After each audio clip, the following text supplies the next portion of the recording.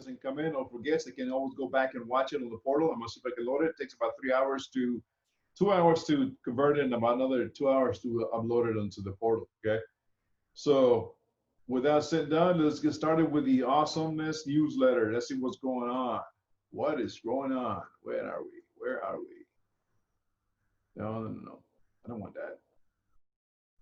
Where are you? There we go. Okay. So newsletter, what is going on? Okay, there's your calendar. Friday, August the 14th. No class that day. Okay, we have in service. Labor Day, September 7th, and then Friday, October 16th. Thanksgiving is that Thursday and Friday. You get a 4-day weekend. And then we come back, we go on the holiday break on Monday, December 21st, and come back January sometime in the 3rd or the 6th, depending what weekend that falls, okay? And again, there's the website if you guys have any issue with your lease or rent, okay? What else? Everybody's here on time, okay? Portal issues, that's the number to call. That's the Zendesk for help. Okay, so you guys should be logging in every single day, checking your grades and checking the notes. Okay, and again, this is how to protect yourself with this thing going around. Bleach, how to use bleach as well too if you don't have any cloth sanitizer. Okay, online new foam standards. If I don't see you, you get you don't maximize your points. Okay, and also you're not going to be mowing the lawn. Okay. There's the two best friends you'll ever have when looking for a job or externship. Miss Ann Derrick or Mr. Jamil Hooper. Okay. Look who's hiring. These folks are hiring. The University of Texas Housing and Dining is hiring part-time prep cooks. That's where to go to apply. And again, we talked about that last week. They're still hiring. So if you're interested, there's the website. Okay. That's who to contact. Contact Mr. Jamil Hooper and he'll set you up, or Miss Ann Derrick. Okay. Also, look who's hiring downtown. Austin Marriott is also hiring, looking for line cooks and dishwashers. Better having coffee cocktails. 406 Wall Street, looking for line cooks. Hotel Magdalena, South Congress, looking for line cooks. Uchi, looking for experienced line cook. Okay. Laurel, South Lamar, looking for cooks. Great Harvest Bread Company, also Chef, looking for Ricker. Can you back up on one slide again, real quick? Sure, that one. Yeah. Okay. Thank you. Okay. Just wanted to get a picture of it. That's okay. And again, Marriott, better have a coffee and cocktails. Magdalena, Uchi, Laura, and Great Harvest Bread Company. Okay, all those people are hiring, guys. So you guys looking for a place to go work, they're hiring, right? Tuesday Talks, okay? Every Tuesday at 3 p.m. Might not be the best time for you guys, okay? They're having their own pastry arts and graduate and current culinary arts students. Kayla Hunt, K Desserts. Chef K was recently on Martha Stewart's Bakerway Camp and featured on the studio at 512. Mark your calendar. Chef's Talk series is returns on August 4th at 3 p.m. with Shad Bolson, Executive Chef of Culinary Arts of the Kalahari Resort in Round Rock. Yeah. So Tuesday Talks, July 21st, 3 p.m. Okay. What else? Just for the fun of it. Try to put that one of those on my dog, he'd probably tear it apart. I barely got him to train how to use his sunglasses. Okay. Quote of the week: when you focus on good, the good gets better. Okay. Food for thought. In the botanical sense, strawberries are not actually a berry. Which one of the following is a berry? Avocado, blackberry, tomato, banana. Which one's a berry, guys? Any takers?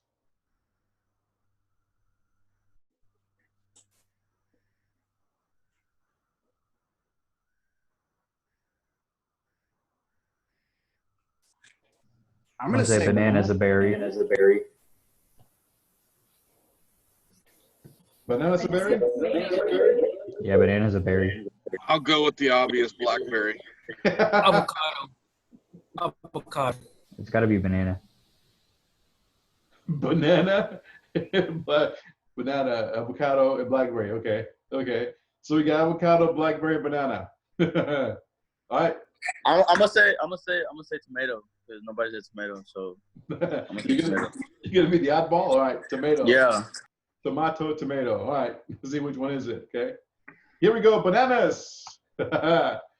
Bananas, along with the cucumbers and kiwis, are classed as berries, whereas strawberries, blackberries, and raspberries are not, believe it or not. Even though they're berries, they're not classified as berries. Maybe that's a name, okay?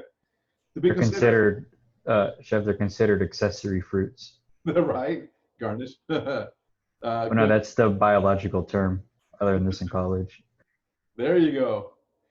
To be considered berry in the botanical sense, the fruit must come from one flower, which the one ovary typically have several seeds. Raspberries, strawberries, and blackberries do not count because they come from a single flower with more than one ovary. There you go. So bananas. Bananas. So thank you for that insight. I really appreciate it, Mr. Mason. Yeah. That's crazy. Yeah. Isn't it? All right. Let's get rid of the newsletter and let's go to our, okay. Let's talk about tomorrow. What are we at tomorrow? What's, South America. South America, okay. Let me move this bar to the other side. There we go. There we go, okay. Let me close this one and make it more bigger, okay. All right, come on. There we go. So this is week 3, okay? Day 16 begins, well, that's today's, tomorrow, day 16, okay? Day 16. We're gonna cover Brazil, Argentina, and Chile. First, the first stop is Brazil. I'm gonna try not to get too much into it, okay? So the culture of Brazil, I'm gonna try to skip but touch some bases here, but we got a lot of ground to cover, okay? Anyways, culture of Brazil, over 3 centuries, colonization by the Portuguese Empire. The core Brazilian culture is derived from the culture of Portugal, meaning a lot of foods came from Portugal too, a lot of influence. The numerous Portuguese inheritance include language, the predominant religion of the colonial architectural styles, their aspects, however, were influenced by African, indigenous American traditions. Now, what does all mean for the world of cuisine? You'll see in a minute, okay?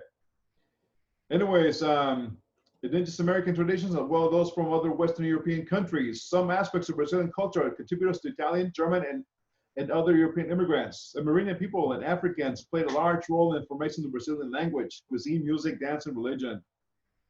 Brazilian culture, cuisine varies from greatly by religion. This diversity reflects on the country's mix of natives and immigrants. This has created a national cooking style marked by the preservation of regional differences. Since the colonial period, the feijoada is one of the national dishes. Feijoada is an awesome. You guys like breakfast? If you guys if you guys know what Jim's is all about, Jim's restaurant, they have awesome breakfast, not like Denny's or IHOP. I mean, the hearty breakfast. Feijoada has been the country's national dish. Luis de Camara Cascudo wrote that having been revised and adapted in each regional country, it is no longer just a dish, but has become a complete food of rice and beans. Also present in the feijoada and consider basic Brazilian tables. It is highly regarded as healthy because it contains almost all amino acids, fiber, and starches needed for the basic human nutrition. Aside from the non-heme iron present in beans, best absorbed when consumed together with vitamin C, okay? Tomatoes, oranges, and acerola, for example, okay? So we're gonna take a look at some of the top 10 foods of Brazilian cuisine, okay? So if you visit Rio for a few days, you're interested in eating some of the typical dishes, one of the items must be, should be the near top of your list is feijoada, okay? We're gonna take a look and see what that looks like in a minute. Rich, heavy stewed black beans, carne seca, linguiça, sausage, various cuts of pork, not like French dish, cassoulet, but by the way, cassoulet is an awesome dish too, and it takes several days to make because you gotta make the duck confit, you gotta soak the beans. Anyways, traditionally it is served with rice, torremesco, pork scratching, pork rinds, farofa, orange slices, and couve. Couve is that shredded green vegetable that you can see at the top of the plate above, and I will show you guys in a minute, okay? Anyways, root vegetables such as cassava, locally known as mandioca, apimo, maxicaria, among other names, yams, and fruits like acai. You guys know what acai is, what it looks like? Anybody? No. Acai is a frozen berry. It is one of the superfoods. If you buy the Sam's or Costco or Walmart or HB, you buy the frozen berry mix in the bag in the freezer section. It has a little tube of acai puree. When you make a smoothie, you add some of that in it, and it gives you a lot of energy. It sustains you for a little bit longer, okay? The national beverage is coffee, of course. While cachaca is Brazilian native liqueur, cachaca is distilled sugar cane and is the main ingredient of the national cocktail caipirinha. Cheese buns, pão de queijo, okay? They're easy to make, but again, they don't have any flour in them, okay? What else? Let's take a look at some top Brazilian foods. This is a feijoada I was telling you guys about, okay? Black bean stew with various types of beef and sausage. Okay, you got your greens on the side. You got your rice, some oranges, sausages, and it's a hearty meal. Feijoada. Okay. Cocingas, little raindrops of fried goodness, usually filled with chicken and very creamy cheese called catipury. Okay, almost like the Italian arancinis, little orange risotto balls with orange zest. Okay, but it's a shape of a raindrops. Delicious. Okay. Pão de queijo, Brazilian cheese bread, has tapioca flour instead. And yes, it is that elastic as you see in the picture on the right-hand side. And they're really like little fluffy, like padded shoe, but they're more airy, a lot more lighter, okay? And that's the color they come out, okay? Farofa, fried cassava flour. It can be include an egg, bacon, other add-ons. Usually sprinkled over rice and beans. Farofa is like couscous, farro, okay? Acai, here we go. This is the acai, guys. A superfood berry used to make fruit bowls and smoothies. Protein blends with banana, strawberries, topped with granola and honey. I used to make it for my ex-kids back a while ago. With oatmeal, banana, milk, the frozen berries, and acai, and a little bit of honey. And before they went out to school in the morning, and they give them a lot of energy, and they sustained them. They made them a little bit fuller before lunch came around because oatmeal is another superfood and it's supposed to keep you full. But that's what acai berry looks like on the top left. And again, you can have it as a smoothie. You can put some berries on top or fruit, or you can puree everything and just use it as a smoothie, okay? So acai. Bolingo de chuba, little balls of glorious fried dough sprinkled with sugar and cinnamon, just like the churro fritters or bombolone from Italy or cepole from Italy too, okay? Almost about the same. Beijingo de coco, coconut truffles. Who doesn't love truffles, right? But these are coconut, okay? Vatapa, spicy cream of fish and shrimp dish cooked in peanut sauce. Vatapa, delicious too, okay? Acarake, black-eyed pea ball fried in palm oil, usually stuffed with shrimp and vinaigrette, okay? Moqueca de camarão, a shrimp stew cooked in coconut milk and palm oil. Add veggies such as peppers, tomatoes, and to make it complete. Argentina, again, that was quite fast. Let's talk about Argentina. So if you're a vegetarian or vegan, don't go to Argentina, man. They're carnivores. They'll eat steak and meat left and right. They even eat llama too, okay? So Argentina, southern tip of the Central America, way south, okay? A little bit of history, probably the most well-known manifestation of Argentine culture, the Latin dance and music known as tango, originated in the slaughterhouses district of Buenos Aires, and at the end of the 19th century. Little facts about Argentina. It's a federal republic, southeastern South America, covering most of southern cone. It is bordered by Bolivia, Paraguay in the north, Brazil to the northeast, Uruguay in the South Atlantic Ocean to the east, Chile to the west, and the Drake Passage to the south. Argentina is the 8th largest country in the world, the 2nd largest Latin America. Capital is Buenos Aires with a population of about 43.5 million. Official currency is a peso. Official language is Spanish, although many people speak Italian and German. Some indigenous populations still speak their own native languages. Football or soccer is the most popular sport in Argentina. A major export of Argentina is wine, Tempranillo. Their cuisine is described as a cultural blending of Mediterranean influences, such as those created by Italian and Spanish populations, with a very and small influence of mainly border areas, indigenous with the wide scope of agricultural products that are abundant in the country. Argentina annual consumption of beef has averaged about 100 pounds, 200 pounds per capita. That means each person in Argentina consumes about 200 pounds of beef a year. Like I said, they're carnivores. Imagine eating about 200 pounds of beef a year. It's a lot of beef. Okay. Anyways, In 2007, they average about, 149 pounds.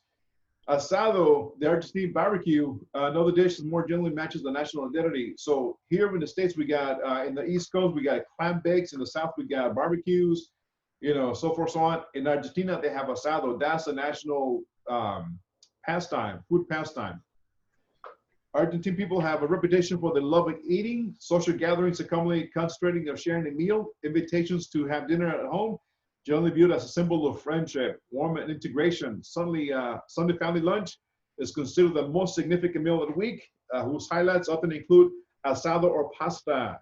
Another feature of Argentine cuisine is the preparation of homemade foods such as French fries, patties, and a pasta celebrates special occasions to meet friends or to honor someone. Traditional locally prepared food is passed on from generation to generation, and homemade food is also seen as a way to show affection. Argentine restaurants include a great variety of cuisines, prices, and flavors. Large cities tend to host everything from high-end international cuisine to bodegones, inexpensive traditional hidden taverns, less stylish restaurants, and bars and canteens offering ranch dishes with affordable prices. Some of the typical foods of Argentina, okay? Dulce de leche, popular national spread used to fill cakes, pancakes, eaten over toast, and as an ice cream flavor. Caramel, dulce de leche.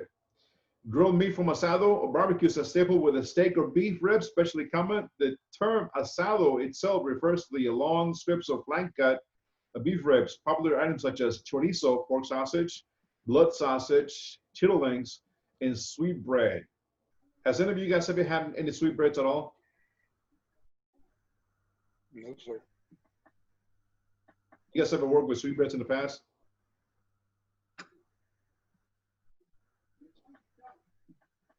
Sweetbreads are the glands of the baby cow, the calf, the veal. And when you get them in your hand, they look like brains.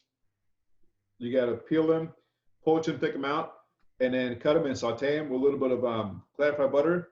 Add a little bit of demi-glace, hit it with some brandy, and then a little bit of heavy cream and some morel mushrooms.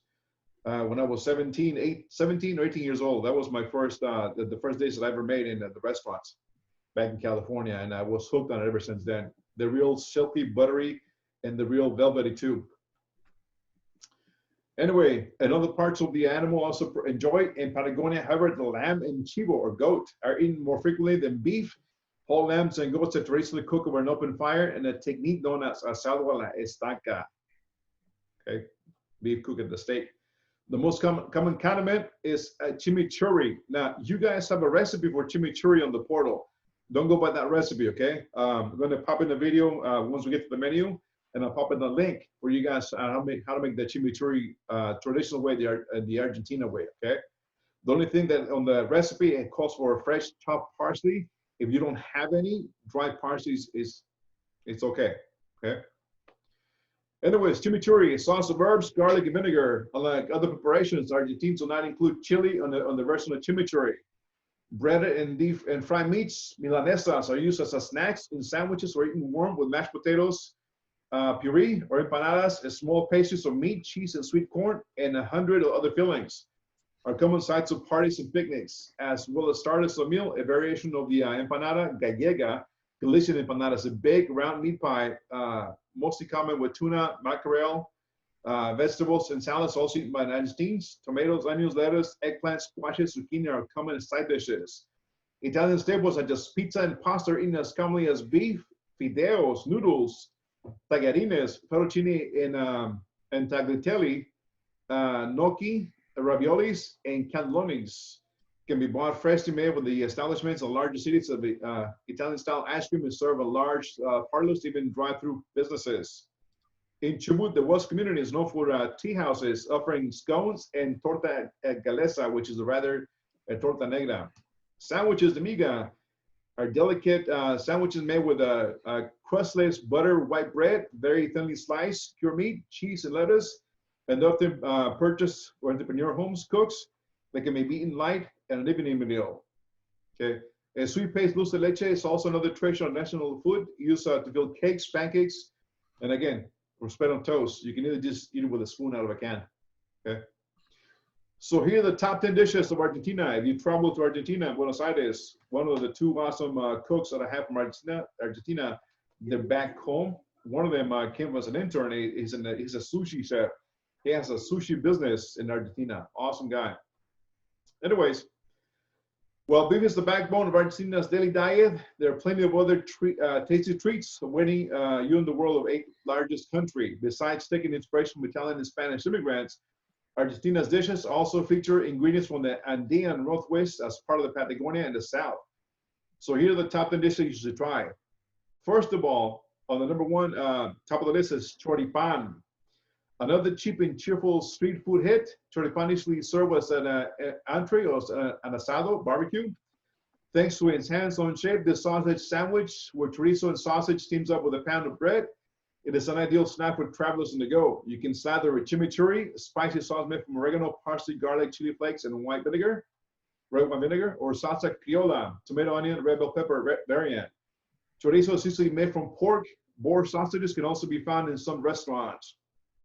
Pizza. There's a lot of Italian influence in Argentina too, okay? A lot of pizza.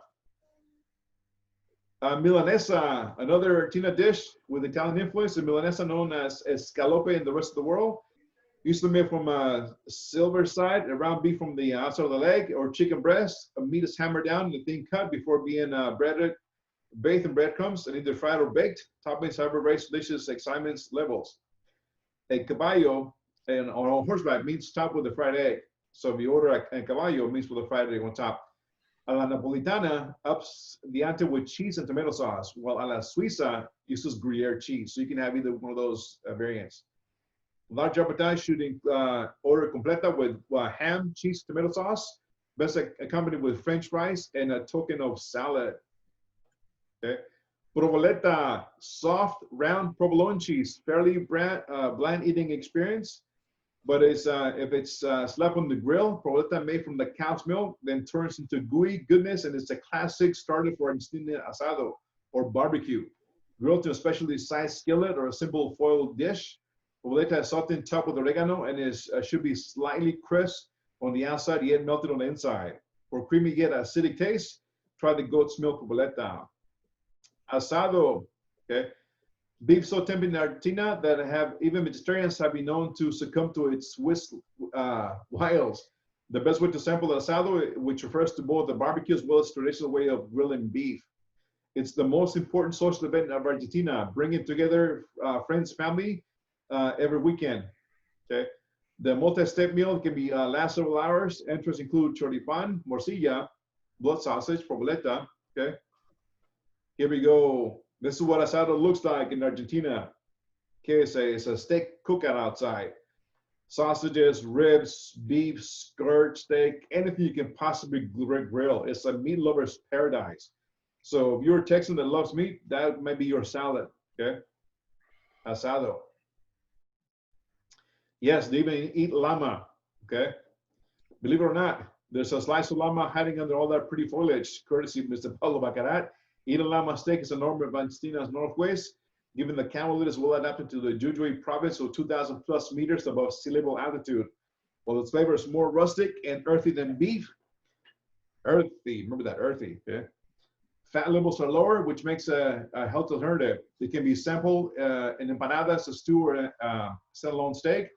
Some swanky restaurants even use it as a carpaccio or tartare, raw. Carpaccios are frozen and then sliced with some a little bit of olive oil, onions, and capers. Humita, yes, they do tamales too. Eaten as a savory snack or a main course, humita is the ultimate corn tribute. Leaf packages are united to reveal the corn mash inside. The whole package is either steamed or boiled. Dating back to the pre-Columbian times, humita is eaten around the Andean region, including Chile, Bolivia, and Peru, made from fresh corn and milk.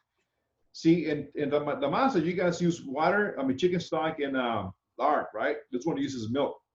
Onions, spices, sometimes goat cheese is added to pep it up. And they're really small, they're not that big. Okay, they're like about half the size of a regular tamale.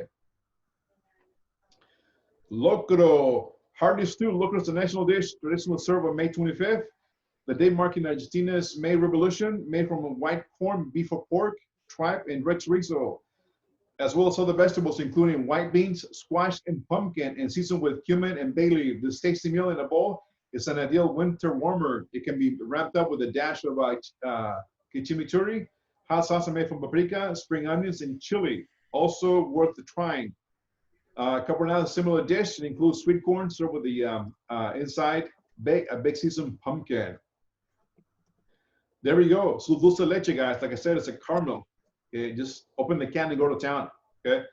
Some Argentinians will argue that licking dulce de leche, caramelized milk, and sugar sauce from a spoon is a meal in itself. However, the sweet and sticky salsa usually accompanies many desserts such as flan. Better known invention of the dulce de leche flavor is helado or ice cream. Any ice cream parlor that doesn't stock will soon go out of business. The bonus is that Argentina ice cream is thick and creamy, giving the Italian gelato a decent run for its money. Häagen-Dazs sells one, dulce de leche. Okay, if anybody's interested in checking that out, Häagen-Dazs has it. Okay. Chile is our next stop. Chile, not Chile, Chile. Okay. Yeah, it is that short, that narrow strip right next to Argentina. Okay. Very narrow strip. 50% is ocean side. Okay. Come on. There we go. Anytime. There we go. My goodness. See if I can downsize. Okay. Brief history of Chile. Capital is Santiago de Chile. Population 17,000. South American country occupying a long, narrow strip of land between the Andes Mountains in the east and the Pacific Ocean to the west. It borders Peru to the north, Bolivia to the northeast, Argentina to the east, and the Drake Passage to the far south. Spain conquered it and colonized Chile in the mid-16th century, replaced Incas in the north and central Chile, but it failed to conquer the independent and central Chile. Mapuche inhabited South Central Chile. After declaring its independence from Spain in 1818, Chile emerged in the 1830s as one of the relatively stable authorities in the Republic in the 19th century. Chile today is one of the South America's most stable and prosperous nations. Okay. Here's some cool facts about Chile. The Valle de Luna in Chile's Atacama Desert is said to resemble the moon's surface. Okay. Chile has the driest desert in the world, the Atacama Desert. Calama is the town in the north in the desert that has never seen rain, makes it the driest place in the world. Penguins live on a small island in North Chile. Okay. Other fun facts about Chile. Chile is along the mountainous reaches of Chile. There are over 130 volcanoes, Pacific Ring of Fire, and also the earthquake capital of the world as well, not just California. Okay. Chile is one of the few countries on earth that has a government-supported UFO research organization. So if you like X-Files and Little Green Man, Chile is the only government that has UFO research supported. Okay. What else we got? Chilean cuisine varies depending on where you are because of its ecological and climate diversity. There's a great variety of products available in different regions. All the different regional cuisines are a combination of traditional native Chilean dishes and ingredients, European and in a lesser extent, Middle Eastern influences, creating the Chilean Creole cuisine. Because of Chile's long coastal seafood is the main ingredient of its main dishes, mostly in the center of the south in the country. Local crops are the staple of each regional cuisine, which have been prepared for 1,000 years by native Indians before the Spanish arrived. Among the most important agricultural crops, the maize, also known as choclo. Remember that name, it's on the menu, pastel de choclo, okay? Quinoa and potatoes, which have been cultivated since the pre-Inca times, providing nourishment at the high altitudes of the Andes. Since the time of the Spanish conquest, Chile has been producing grapes in its own soil-rich central region. If I can read this right here real quick, okay? The gastronomy stems mainly from the combination of traditional Spanish cuisine, Chilean indigenous Machupan culture, and local ingredients. Let's see what they got. In the 7th century, pastry was popularized by the nuns who baked it in convents. A popular Chilean saying in Spanish, they say, tiene mano de monja. If she has the hands of a nun, comes from this period that refers to someone who is really good at baking and cooking in general. The nuns' pastry recipes fast become popular among the rest of the Chilean population. During the same period, geese and turkeys arrived in Chile from Mexico, and melons and watermelons came from Jamaica. During the 18th century, Chilean cuisine started to become more sophisticated, particularly among the aristocracy. tea and coffee began to replace mate. Mate's have you guys ever had mate? Ever heard of it before? Yeah, I've had it before. Yeah. You know how traditionally you're supposed to drink mate? Yeah, with the little cup and you have the little steamed water and then you pour it in there with the straw. Yeah. It's supposed to be in the gourd. Yeah, the wooden one, right? Yeah, and the wooden one, and you're supposed to suck Like it with a sugarcane straw. Yeah, yeah. And it's a strong, and you sit around and they pass it. So the same straw, the same mate, you take a sip, you pass it along the way, and when you're done, say no gracias, and you're done with it. If you run out, then you get to refill it and pass it around. It's like passing the joint around the campfire. But in this case, it's the tea. Okay, but it's strong, man. I had it once. I'm like, nah, dude, I'm out, man. Too strong for me. I like tea, but that was too strong. So during the early years of the Chilean independence, the so-called Patria Vieja, Chileans celebrated empanadas, chicha, and red wine, which is traditionally today and the celebrations of the independence. Chilean food has taken much inspiration from the European heritage. It has carved a niche for itself for the world food culture, which the Chilean food dishes menu is so bright, flavorful, and wholesome meals that can put a large smile on any face in foodie. Mostly comprising meat, seafood, and vegetables, depending on the dish geographic origin. The rest are eaten alongside local wines and pisco sour and tangy local drink. With wines, if you guys are wine connoisseurs, anybody?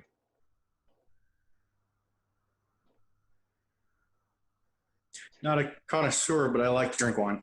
Okay. So if you guys are wine connoisseurs or like to drink wines, Chile, Australia, and Australia is phylloxera free. Chile is phylloxera resistant because of the mountainous regions. Phylloxera was a nasty aphid that wiped out 80% of the European vineyards. The Vitis vinifera back in the 1800s wiped them out. So the U.S. grafted the vines and sent U.S. vines to Europe so they can restart their vineyards and grow more grapes and wines.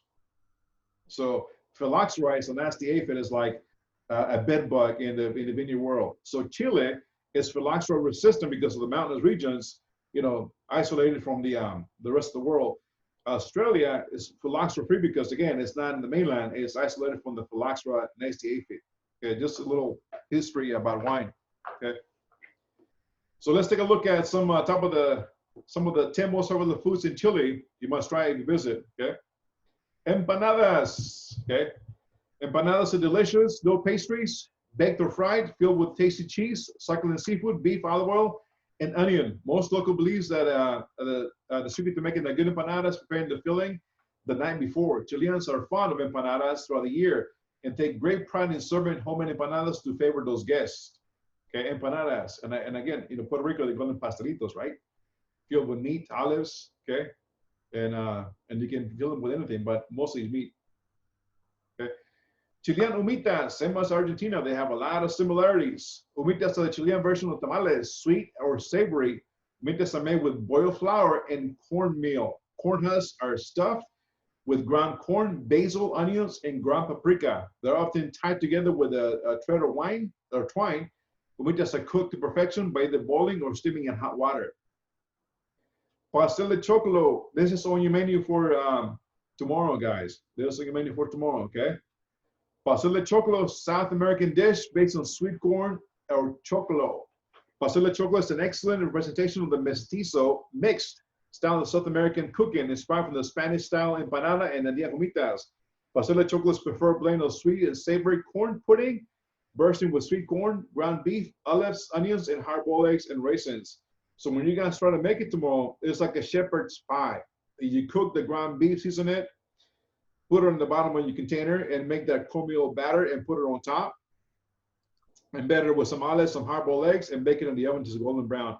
And you serve it as is. Don't try to cut it, the picture here on the right-hand side, because if you try to cut it, it's going to fall apart. It is crumbly, it doesn't hold together, and it's got no base at the bottom, no crust, okay?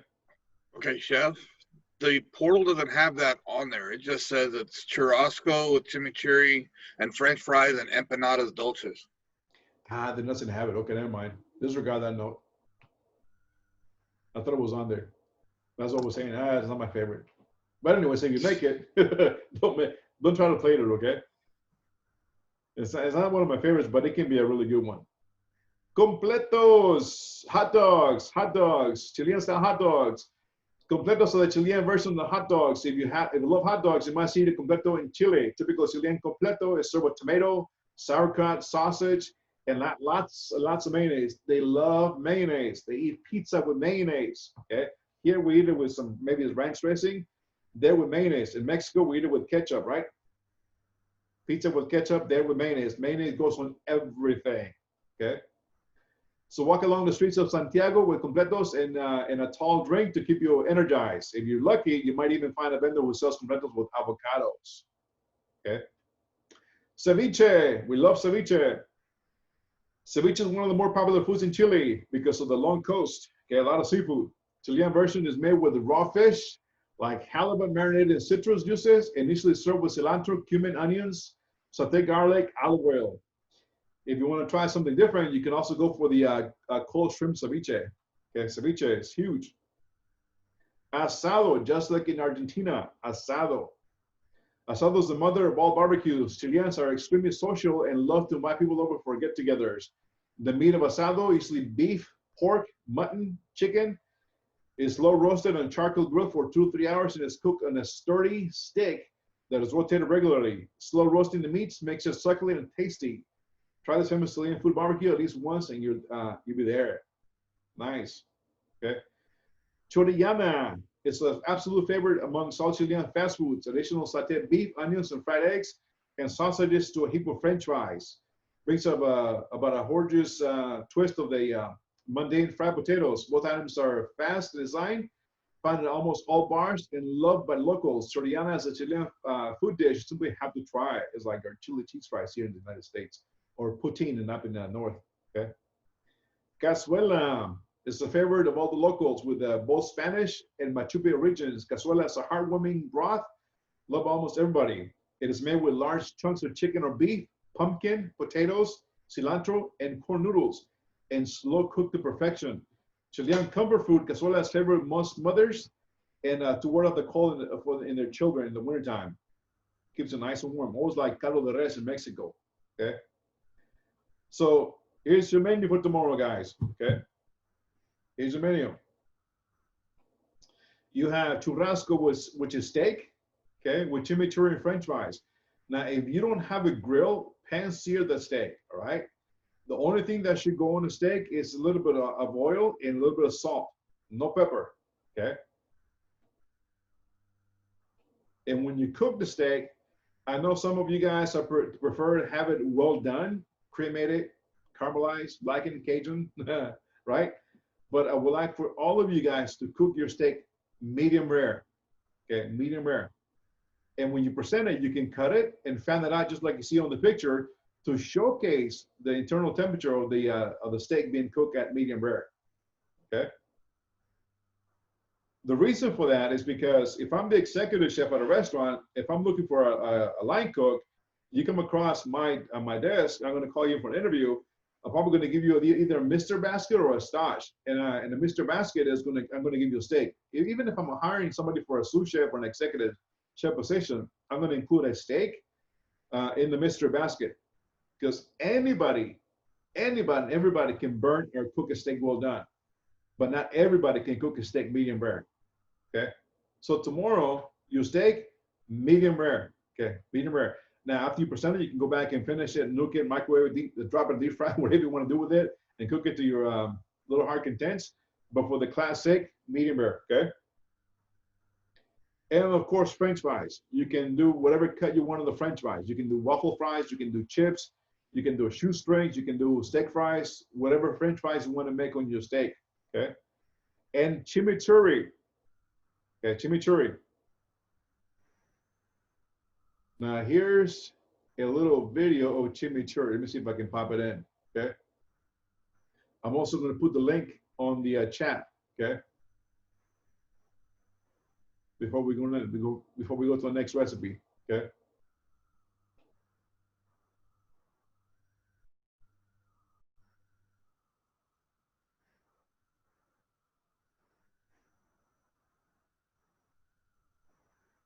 Let me skip over the ad. Okay.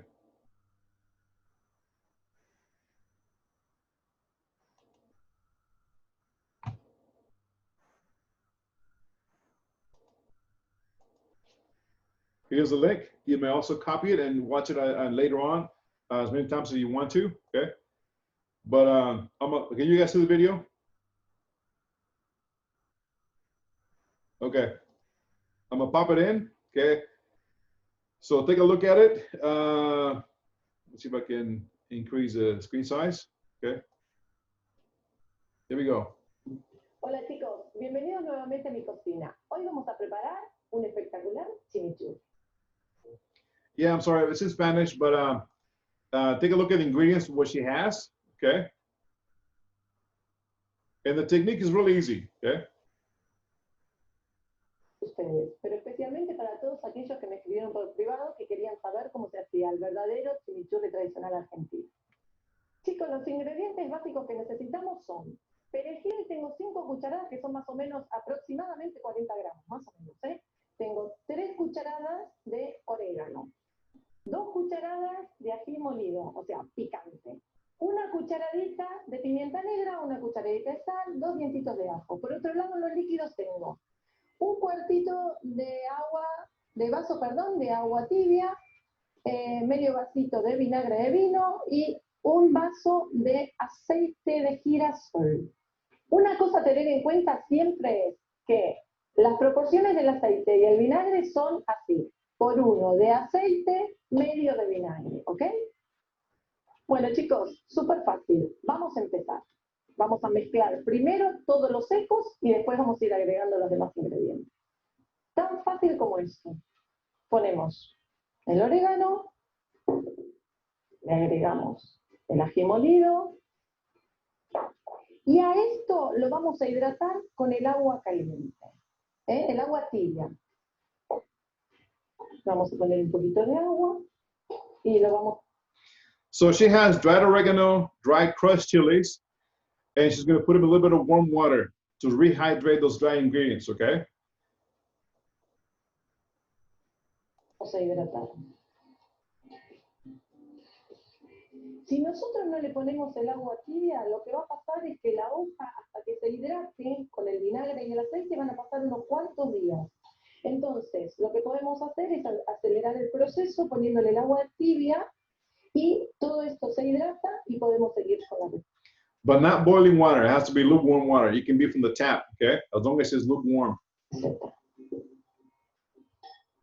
Mientras esto se termina de hidratar, le vamos a agregar la pimienta. Add your pepper, but not too much pepper, okay? Be careful because that also has a lot of spiciness in it. Y la sal. And salt. Lo mezclamos y vamos a agregarle el ajito que lo vamos a cortar en pedacitos bien chiquititos. Now she's going to add chopped fresh garlic. And I don't cut the garlic the way she's doing it, okay? You guys know how to chop garlic better than she does. She does it with her hands up in the air. That makes me nervous, okay? So next to chop garlic. Bueno, yo lo que hago es cortar el ajo bien chiquito, lo hago así medio cuadriculado y después lo corto. Ustedes lo pueden cortar en la tabla como sería lo adecuado. Pero bueno, es cuestión de costumbres. Ahora cortamos el segundo ajito. Tratemos de cortarlo chiquito porque queda mucho más sutil cuando estamos comiendo las carnes o lo que vayamos a condimentar, que no nos encontremos con un pedazo de ajo súper grande, que queda medio frito. Chicos, me imagino que más de uno debe estar diciendo, uff, qué olor a ajo que te van a quedar en los dedos. Tranquilos, truquito para el que no lo sepa. Cuchillito de metal y frotamos los dedos así. Tin, tin, tin, sin jabón, sin nada, Simplemente frotamos los dedos, frotamos mucho, mucho, mucho. Después nos enjuagamos las manos, ponemos un poquito de detergente o jabón y van a ver que no queda ni un poquito de olor en los dedos. Buenísimo el truquito. Ahora sí, revolvemos bien el ajo y le vamos a agregar el perejil. Le agregamos todo el perejil. She's adding the fresh chopped parsley, but if you don't have any fresh chopped parsley, don't worry about that. Dry parsley can do as well too, but you're gonna add it with your oregano so it rehydrates. I made it about 2 weeks ago, and I couldn't find fresh parsley at the store, so I had to improvise and use dried parsley. It worked as well fine. Okay, just got to rehydrate it with the warm water. Perejil, y seguido de esto le vamos a agregar por último el vinagre y después el aceite. And then you're going to add red wine vinegar, and then next the canola oil. Not olive oil. Don't go with olive oil or blended oil. Olive oil is too strong, it's too bitter, okay? And it's going to make that chimichurri real bitter. Agregamos el vinagre. Hay gente también que le pone limón, ¿eh? A mí So you said use a blended oil, not olive oil? No, if you can use the blended oil, but make sure it's not too strong in olive oil flavor because it'll make it bitter, okay? And, you know, when using the, you can also add a half a lime juice, squeeze, not lemon juice. Lemon juice is too acidic. Lime juice is a little bit more sweeter, okay? Just to give it that extra kick in the acidic flavor. Because it's going to have some from the red wine vinegar. She talks about using equal amounts of red wine vinegar and olive oil, canola oil. I would reduce the vinegar to like a quarter to 1 part oil. Otherwise, it's too acidic. me gusta más con vinagre. Hay muchas maneras de hacerlo, ya como les dije antes. Pero esto no se lo pierdan, que va a quedar buenísimo y no se van a arrepentir. Perfecto. Así vamos a dejar que se hidrate un poquito, que el vinagre empiece a absorber, las hierbas empiecen a absorber el vinagre, mejor dicho. Una cosa que les quiero decir, si no llegan a tener vinagre de vino, le pueden poner vinagre común, de blanco, pero lo ideal es el vinagre de vino, porque le da un toque muy característico. She also talks about using white distilled vinegar. I would get away from using white distilled vinegar, apple cider vinegar, champagne vinegar. Those are too strong. Don't use balsamic vinegar either. The best vinegar to use is red wine vinegar. It's not as strong, not as acidic, and it has that different flavor to the chimichurri. So red wine vinegar and no the vinegar, okay? Miren, todavía está ahí abajo el vinagre, que a poquito va a ir absorbiendo. Lo ideal para comer el chimichurri sería que lo dejemos de un día para el otro, ¿eh? Cuanto más días tenga así conservándose e hidratando. And it's best if you make it a day beforehand because the flavors bloom overnight. So if you make it today and by tomorrow, it should be like off the hook. The flavor should be well-rounded, well-balanced, not as strong as it would be made that day, okay?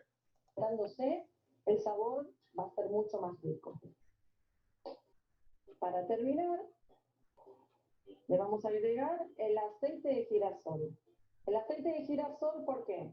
Pues si le agregamos aceite de oliva, ya le cambiaría totalmente el sabor y el aceite de oliva, según qué aceite le pongamos, queda hasta un poco amargo. So you're using sunflower oil. You don't have to. You can use canola oil or vegetable oil, okay? Not you don't have to use sunflower oil. So that about a cup she was using? ¿Quedó? Go ahead. Sorry, you muted. Was that about 1 cup of oil that she was using? Yeah, but you're not going to use, unless you want to, keep it for later future use, you can use 1 cup of oil to a quarter of a cup of vinegar. And that should be more than enough for one couple of servings. Because that chimichurri, I can tell you guys, it's not to marinate the steak, to grill it. And it's not to smother the steak while it's grilling it. Chimichurri is a side dipping sauce for the steak, okay? So you present your steak, you can use some of the, put that on top of the steak, but don't try to cover the beautiful, nice medium rare temperature of the steak, okay? Again, it's a side dipping sauce for the steak. You can easily use it on top of it, but not to marinate it and to grill it, okay? La textura. Miren, esto es importante. Ahora ustedes lo van a ver así, que está un poco como líquido. And it should look like that when your chimichurri is done, okay? It's not, don't put it in the blender. Don't try to utilize the immersion blender. It's not a pesto. It's not a sauce you can smear on the plate. It's a chunky, kind of an Italian robust vinaigrette that is a side dish for your steak. Okay, so don't do a blender. Don't go off the hook and try to make something that is not. If you do, you'll be making something else different that is not supposed to be. Okay, don't bastardize the recipe. ¿Por qué? Porque las hierbas todavía no terminaron de hidratarse. Se va a poner un poquito más espesa. ¿Se acuerdan cuando les dije en la receta de pizza que yo le ponía un toquecito So that's chimichurri. Any questions on chimichurri?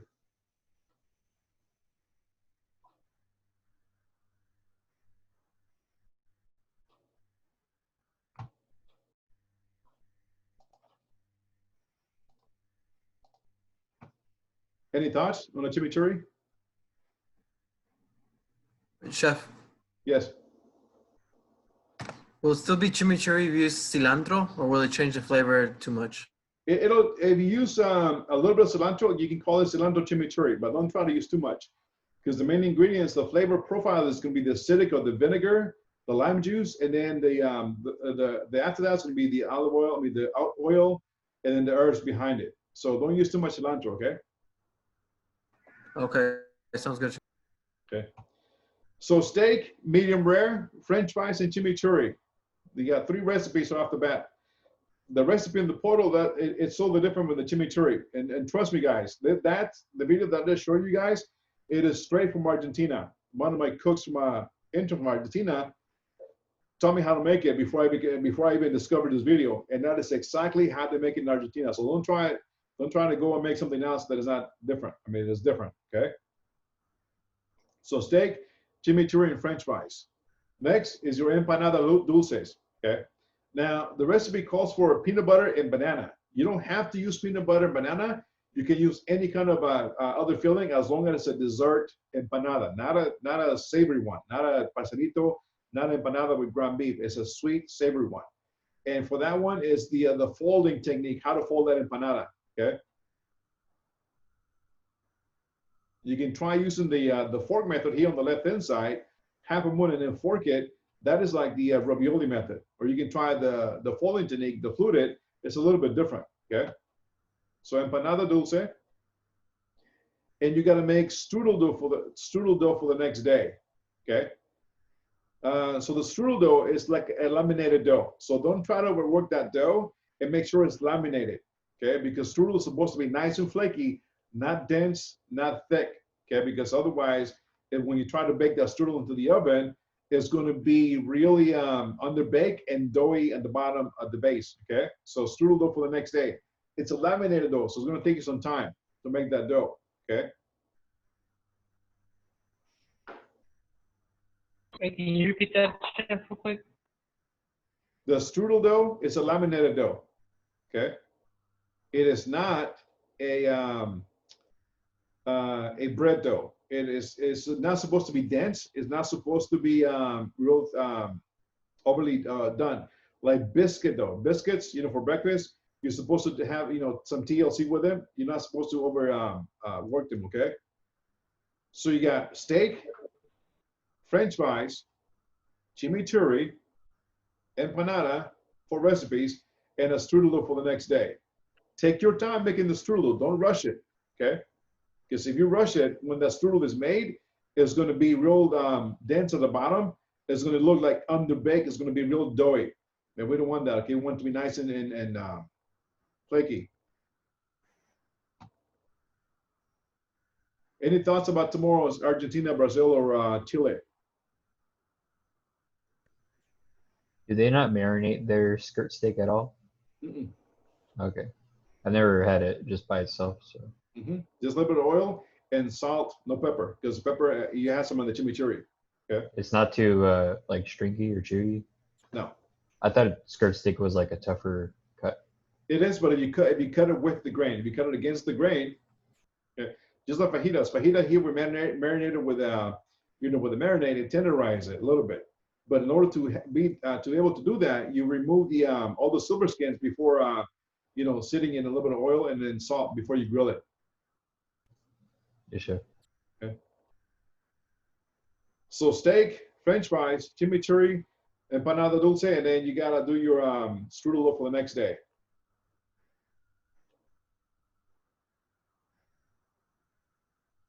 Cool. So are we good with that one? Okay, let's take a look at Wednesday. Wednesday. Okay. Wednesday's a good day too. Okay.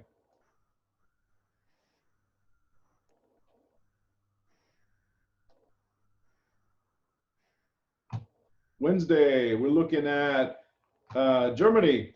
Okay, we're going to go to Germany on Wednesday. Germany. Facts about Germany. It's a federal parliament republic in the Western Central Europe, consisting of about 16 constituent states. Capital is Berlin. Germany covers about an area about 357,000 square kilometers. The state of Texas, the United States, is roughly about 1.95 the size of Germany. That's how big Germany is, okay? Population is about 80.5 million inhabitants. Most populous member of the state of the European Union. Germany is a major economic and political power of the European continent and a historical leader in many cultural, theoretical, and technical fields. To the U.S., Germany is the second most popular migration destination in the world. Okay, German cuisine. What comes to mind when you think about German cuisine? Sauerkraut, bratwurst, German chocolate cake, or beer, and lots of German beer. Okay, and again, it's a meat lover's paradise too. A lot of meat, a lot of sausage, a lot of pork, even bear too. Okay, a lot of differences in cooking traditions with corned beef, potatoes, beetroots, herring. Eel soup in the north. Okay, so eel soup is in the bottom, the middle, and the right-hand side.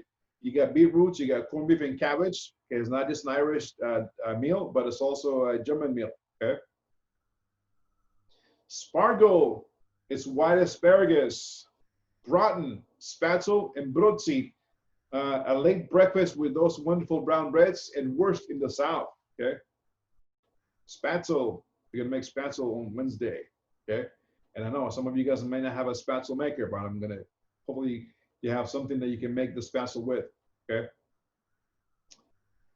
Breakfast, Frühstück, commonly consists of breads, toast, and other bread rolls with jam, marmalade, and confiture, marmalade or honey, eggs, and strong coffee or tea. Milk and cocoa or juice is for the children only. Okay, Frühstück is a breakfast, heavenly breakfast.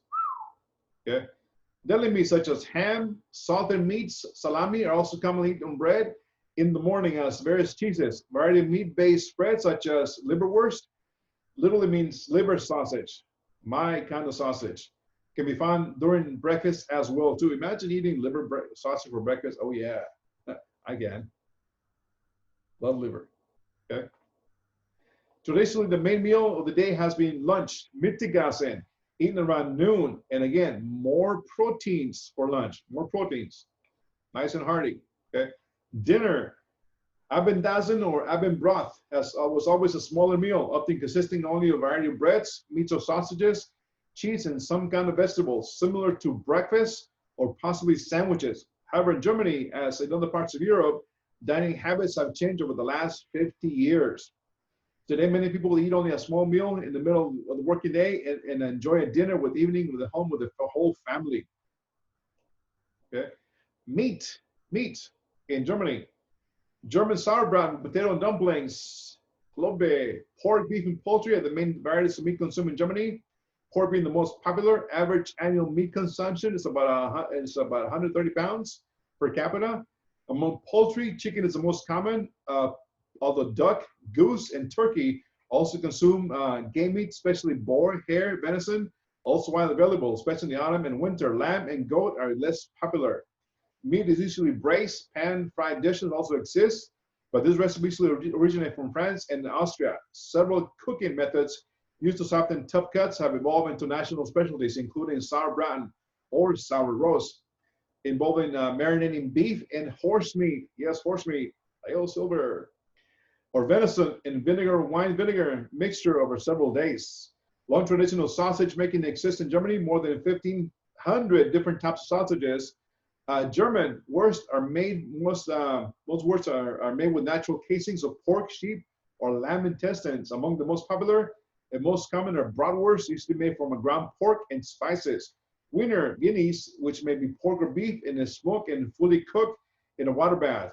And bloodwurst, blood sausage, or Schwarzwurst, black sausage, made with blood, often the pigs or geese. Thousands of types of cold cuts are also available. There are many regional specialties, such as the Münchner Wursters, which Munich white sausage, popular in Bavaria, or the Currywurst, depending on the region, either steamed pork or sausage, or a version of the bratwurst. sliced and spiced with curry ketchup. Popular in the metropolitan areas, Berlin, Hamburg, and the rural area.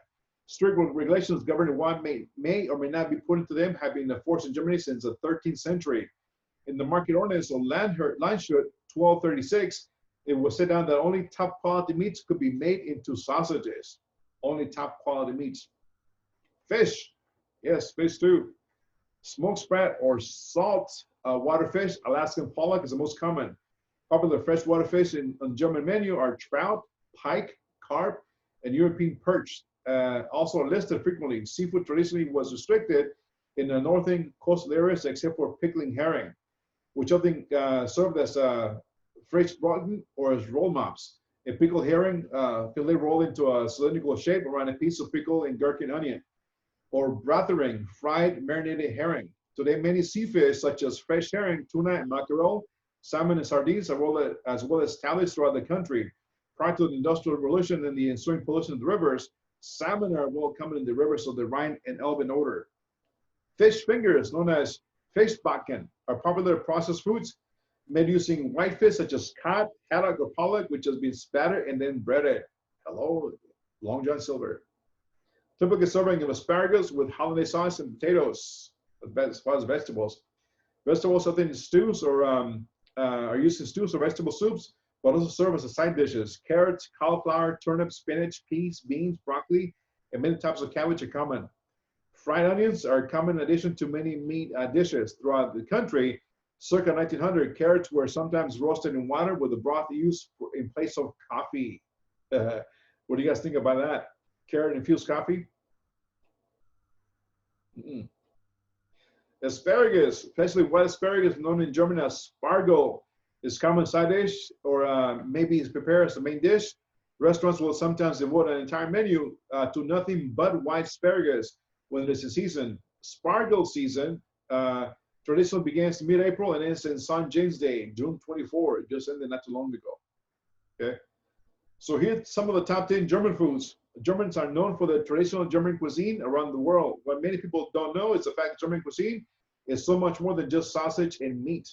Depending on what Germans, where in Germany you stay, and you will find a big variety of traditional and comfort foods. The area of Hamburg is known for fresh dishes. Don't get fooled by the picture below. Okay, well, the South is known for all types of foods made with pork. So here's some of the top 10 dishes. Spätzle. You guys know what spätzle means in English when you translate it to in English? Noodle. Spätzle, translated to English, it's little sparrow. Because the shape of the spätzle is supposed to resemble the shapes of a little sparrow. Okay, so sparrow. Funny enough, but the most famous German dish is spätzle is completely vegetarian. Spätzle is a kind of pasta, but the dough only consists of eggs, flour, salt, and a hint of fizzy water in order to fluff up the dough. Salvatians are very proud of these spätzle, so better not call them German pasta.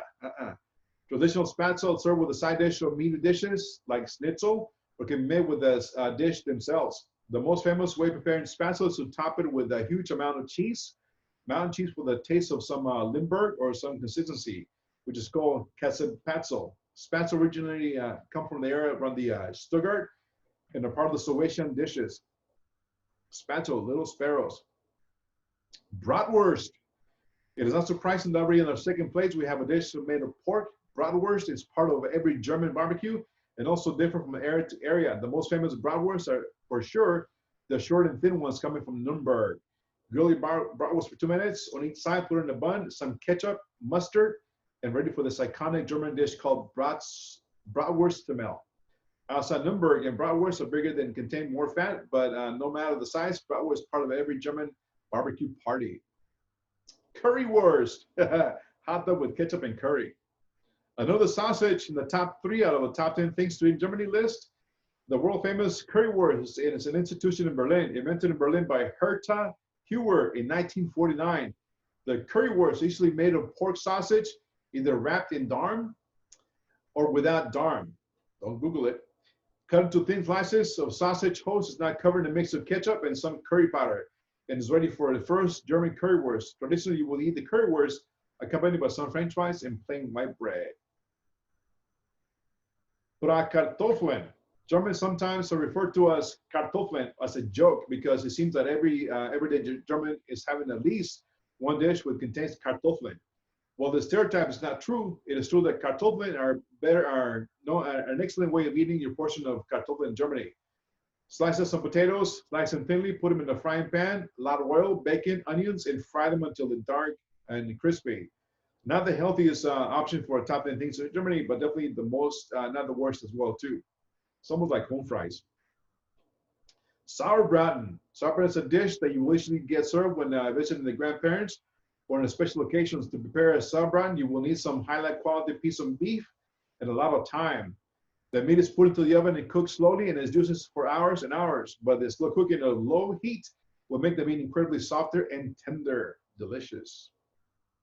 Maltusken. Rumor has it that back in the day, some monks who were not allowed to eat any meat during their feasting covered some meat in kind of a pasta dough, so God could not see them eating meat. Imagine that, right? Oh, God is not going to watch me. I'm going to eat meat. Let me cover with some pasta, right? No matter the story is true or not, believe it when we say that salvation dish is another fantastic thing to try. Well, in Germany, Maltusken are either boiled or fried and come with all kinds of stuffing like pork, beef, or even veggie option. Leberkas. Of course, another dish made with pork is leberkas. Leberkas usually is rather served as a snack during the day rather than as a meal. Leberkas is more of a kind of a sausage that is put in the oven for a long time, then sliced and served with white bread and sweet mustard. Very tasty, but also savvy. You probably not heard of the German foods. Leberkas is like meatloaf, cold meatloaf. Okay. Schnitzel, aka Milanese. Okay. The most famous version of schnitzel is definitely the Wiener Schnitzel, which is thinly sliced piece of veal, meat covered with flour, eggs, and breadcrumbs, and then deep fried in oil or a lot of butter until it's golden brown on the outside. Also very tasty in the Schnitzel Wiener art, which is basically the same as but with pork meat. But the many options on how to prepare the schnitzel, we range from chicken breast to soja to blocks of cheese. Schnitzel. Rouladen. If you want to cook rouladen yourself, we strongly advise you to go to the butcher shop and ask for a ready-made rouladen. This is a lot of labor involved. If you want to prepare them yourself, use some thinly sliced beef meat, put some mustard, onions, ham, and a pickle inside, roll them up, put them in the oven to cook them until in the sauce for some hours. Rouladen is extremely tasty and very time-consuming to prepare, but an awesome dish to eat too.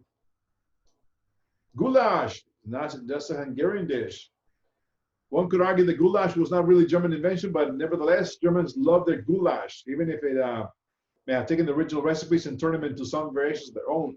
Goulash is made with thick pieces of meat that have been slow cooked in a rich sauce, sometimes made out of red wine, which makes them the meat very soft and tender. Goulash can be eaten as a soup, or with some side dishes like spatzel. Switzerland, the next one. Okay, Switzerland. Brief history, okay, has a long history of armed neutrality, has not been on a state of war international since 1815. Switzerland is also the birthplace of the Red Cross, hence their flag, right? Home to numerous international organizations, including the second largest UN office. Capital, none, but Bern is considered the de facto.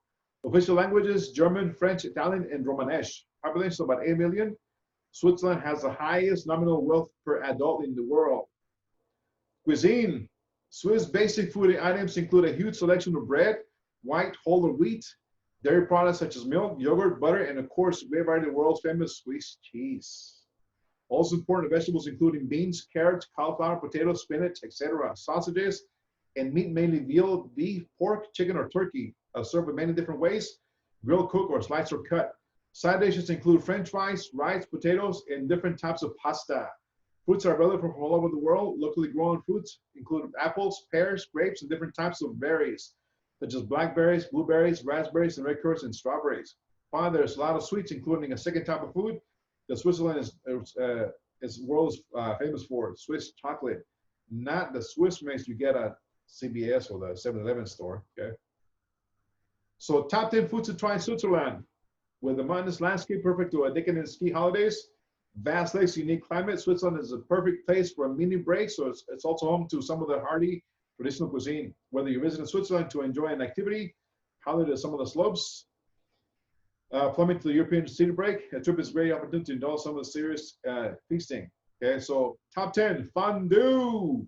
Fondue, Switzerland may seem cliche, but it's inevitably woven into the country's fabric. For centuries, Swiss living in the mountains relied on the fondue as a way to use bread and cheese during the colder months. Today is a must-have for any local visitor to the country for the autumn spring. Dunk some rusty country bread into melted cheeses, okay? Infused with some lashes of wine and garlic and bubbly over an open flame. Pair yours with the white wine and chase it with some snaps or tea and an epic winter meal. Have you guys ever had a chance to go eat at the Melting Pot or know the Melting Pot? Anybody? That's like my favorite restaurant. The Melting Pot, it's very unique, it's very intimate, and you cook your own food. Right, Miss Lexi? Mm-hmm. It's so good. It's a prefix menu, and you get to choose from whatever varieties you have, and included in it is a fondue, a starter. They bring it to you, and you cook it in your on the table, and they bring course by course as you cook it and you eat it. And they have, again, it's based around fondue. It's really, really awesome. Really awesome. And of course, you gotta have some white wine. Leeks with potatoes and sausages. Papebados. Okay, another dish from Switzerland. Rosti, Balinese style. Rosti, what does that look like to you guys? Cornbread. But it's not. Hash Pizza. browns. Hash browns. There you go. They're literally hash browns, yeah. Thinly grated potatoes, pan-fried into crisp and golden. Roasted is one of Switzerland's iconic national dishes. Though no one knows when the first rosti was cooked up, farmers in the canton of Bern would traditionally eat it for breakfast. It is now found throughout the country and across mealtimes. For a brilliant winter rendition, indulge in rosti Balinese for the Canton Valais. Serve and steam in a ceramic dish. Roasted Balinese is delightful, addictive mashup of rosti topped with salty bacon, fried egg, melted raclette cheese, served alongside tangy gherkins and pickled pearl onions. It's pretty much a hash brown omelet with no eggs. You shred the hash browns, put them in a cast iron skillet, you put them down, brown them, flip them upside down, put them back in it, and there you go. They stay in shape, and just cut them in wedges. Okay. Basel style roasted flour soup. Yes, you heard that right. Roasted flour soup. Okay. It was once said that a girl from Basel could not marry until she knew how to make roasted flour soup. The country's way to make the dish, and its most basic, it is simply flour, butter, onion, and beef stock. What does that sound to you guys?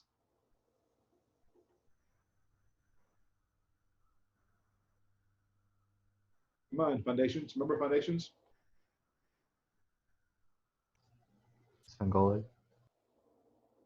Veloute, right? Veloute. Flour, butter, onions, beef stock.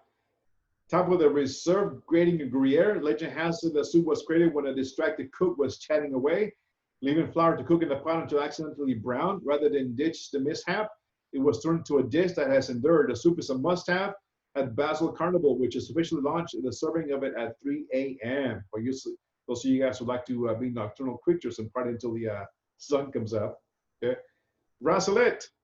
Since the wood-burning fires in pine wood through the Switzerland roads the cooler months, step into the most hillside haunts of the fragrance of pungent melted raclette cheese will also greet you. Hailing from the Canton of Valais, raclette is local cheese, customary grilled slowly over fire with layered by melted layer slices of black boiled potatoes, pickled onions. Contemporary raclette machines are grilling commonplace in Swiss homes, where their friends grow for hours, waiting on slices of raclettes to melt while drinking copious glass of local fendant wine. Ooh, fendant wine is delicious. Zurich-style ragu or veal and mushrooms, okay? Zurich-style diced veal is an iconic national dish that makes a hearty wintertime lunch made of sliced veal, cow's kidneys, and sweetbreads. Here we go, sweetbreads. Sauteed in gravy, onions, butter, white wine, cream, and mushrooms is old school favorite, hails from the Switzerland most dynamic German-speaking city. It has found its way just fine into the menus around the world. The mixture of cream laced with wine or veal Zucker Gessenzeltes is known as Swiss German Alex, delight of the piste or off. Tartuffe was conceived near the French-Swiss border of the department of Haute-Savoie, home of the local Reblochon cheese. Most of the cheese dates to the 16th century. Tartuffe was fashioned only by the 1980s by the Reblochon trade, in an effort to help sagging sales. And it worked. Today, tartuffe is a staple dish at most ski resorts, particularly those in Swiss Romanat. This rustic plate is a starchy combination of thin sliced potatoes, smoky bits of bacon, caramelized onions, and oozy, nutty, creamy Reblochon cheese, aka scallop or gratin potatoes, right? Bernstyle Leckerlis, or biscuit with hazelnuts. Leckerli have long traditional history in Switzerland, particularly at Christmas time. So their ancestors, Lebkuchen, are German sweets. Spiced gingerbread-like biscuits are given a tender hazelnut rendering in the Swiss capital of Bern centuries ago. Sticky, spicy sweet are more often worthy of your Swiss culinary bucket list. Only in Switzerland does this cheese have seasonality. In between September and April, at the mountains and snow-capped Mont d'Or, Bashani Popsa, so cheese shops, has for over a century. The soft, pungent cow's milk cheese is freshly made with the villages around the Jura region, coupled with the white wine and garlic, then cooked in around wooden packaging. They get into this gooey, creamy cheese served with over warm boiled potatoes. It's a delightful winter ritual. Last up, Scandinavia, the Three Kingdoms. Okay. Little brief history. Okay. The region of Northern Europe characterized by common ethnocultural German heritage, which includes three kingdoms, Norway, Denmark, and Sweden. Populations of around 20 million and a half. Language is Danish, Swedish, Norwegian, and Norse. Scandinavians, well known as brilliant designers, have designed and crafted, check this out, guys, okay? Hear me for a second, okay? Scandinavians, widely known as brilliant designers, have designed and crafted items for the beautification of the table. Porcelain, silver, crystal, and linen.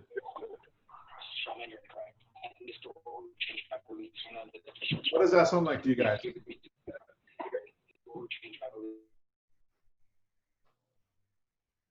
Have designed, crafted items for the beautification of the table. Porcelain, silverware, crystal, and linen. We have a store here. IKEA. Bingo! IKEA. There you go. It isn't widely known is that they are excellent cooks as well too, and they have an awesome food court. It should stand out. The reason, however, that people who care so much about the way the table looks should also care about the food that is put on it. Okay. See, IKEA, bottom left, right? So what is the Scandinavian cuisine? It's many things: fish, pork, and poultry, as well as beets, potatoes, cucumbers, dill, parsley, horseradish, broiled, baked, smoked apples. The cooking is pure and simple. Okay. Descendants of the Vikings today consume some of the dishes of the Vikings ate. The Vikings love oysters, mussels. They savor mutton, cheese, cabbage, apples, onions, berries, nuts, and all these continue to be staples of the Scandinavian diet. The Vikings raised chickens and geese, hunted wild birds, elk, deer, and bear. Bear. Never had bear. Probably never will. Just as the modern counterparts did, even a few of the more esoteric tastes of the Vikings lived on. Okay. So here's some of the 10 Scandinavian dishes. Sourdough bread. Sourdough bread. Not just San Francisco sourdough bread. True sourdough bread. Okay. Red currant squash. Here's a cool recipe. You guys are interested in making red currant squash. Okay. And it goes great with the gravlax. Red currants, water, sugar, and vanilla sugar. Optional. Okay. Beetroot fritters with horseradish, dill, and yogurt sauce. Yes, what a combination, right? Anybody love beets? Pickled beets, canned beets, fresh beets, roasted beets with dill sauce. Honey yogurt cheese. Honey yogurt cheese. Different. Spiced meatballs with cranberry compote, yogurt, and dill. Meatballs, cranberry, compote, yogurt, and dill. You got sweet, you got a little bit of acidic, you got herby, you got more sweet. Buried salmon, aka gravlax. Gravlax, not smoked salmon, gravlax. Or do you guys made into one? Scandinavian apricot almond bars. The marzipan. So here's your menu for tomorrow. Okay. No, I'm sorry. That's not your menu for tomorrow. Another dish. Pork with rosemary, thyme, and garlic is another dish. Okay. Swedish cinnamon butterhorns or navelbullar or aka croissants. Okay. Egg noodles. Spatzel, little sparrows. Braised cabbage. Okay, braised cabbage. When you think about braised cabbage, don't go straight in like coleslaw and braise it, okay? It's a whole, I mean, it's a nice piece of firm cabbage. Really? Did I miss it? Yeah, I missed it. Sorry, guys. Let me go back. Okay, because your menu starts with egg noodles tomorrow. I got way ahead of the game. So tomorrow, spatzel. Now, here's the kicker for your spatzel tomorrow, okay? If you follow the recipe on the portal, okay, you're not gonna make spatzel. What do you think that is, guys? You guys made spatzel before, right?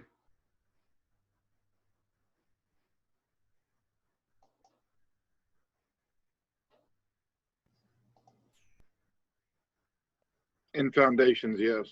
Okay. It's really easy to make, correct? Yes, chef. Okay. I'm going to pop in the recipe for spatzel or egg noodles that are in the portal, okay? Here on the screen, I'm going to share with you guys, okay?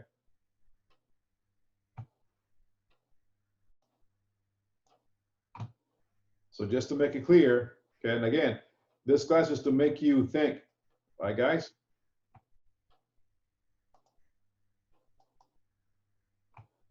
So here's what's in the portal, right? Your menu for Thursday, correct? You got cabbage rolls, you got egg noodles, and apple strudel, right? So I'm gonna click on the egg noodles.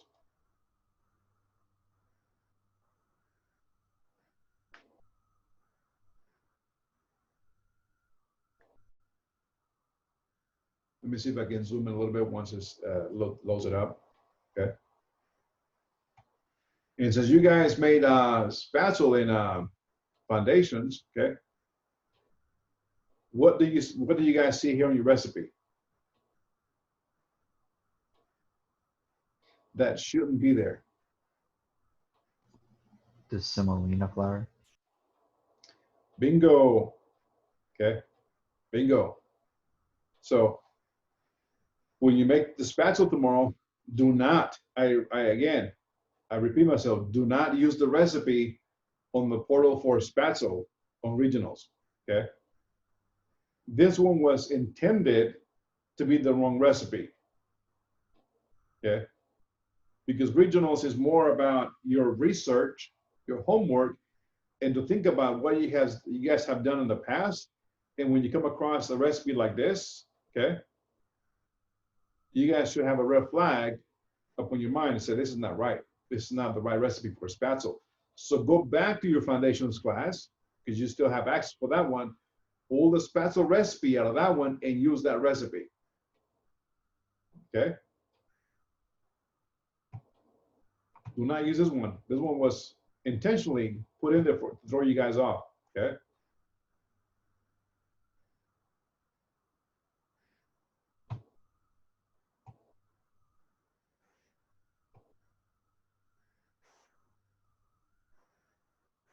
So you guys spatzel. You guys remember how to make spatzel?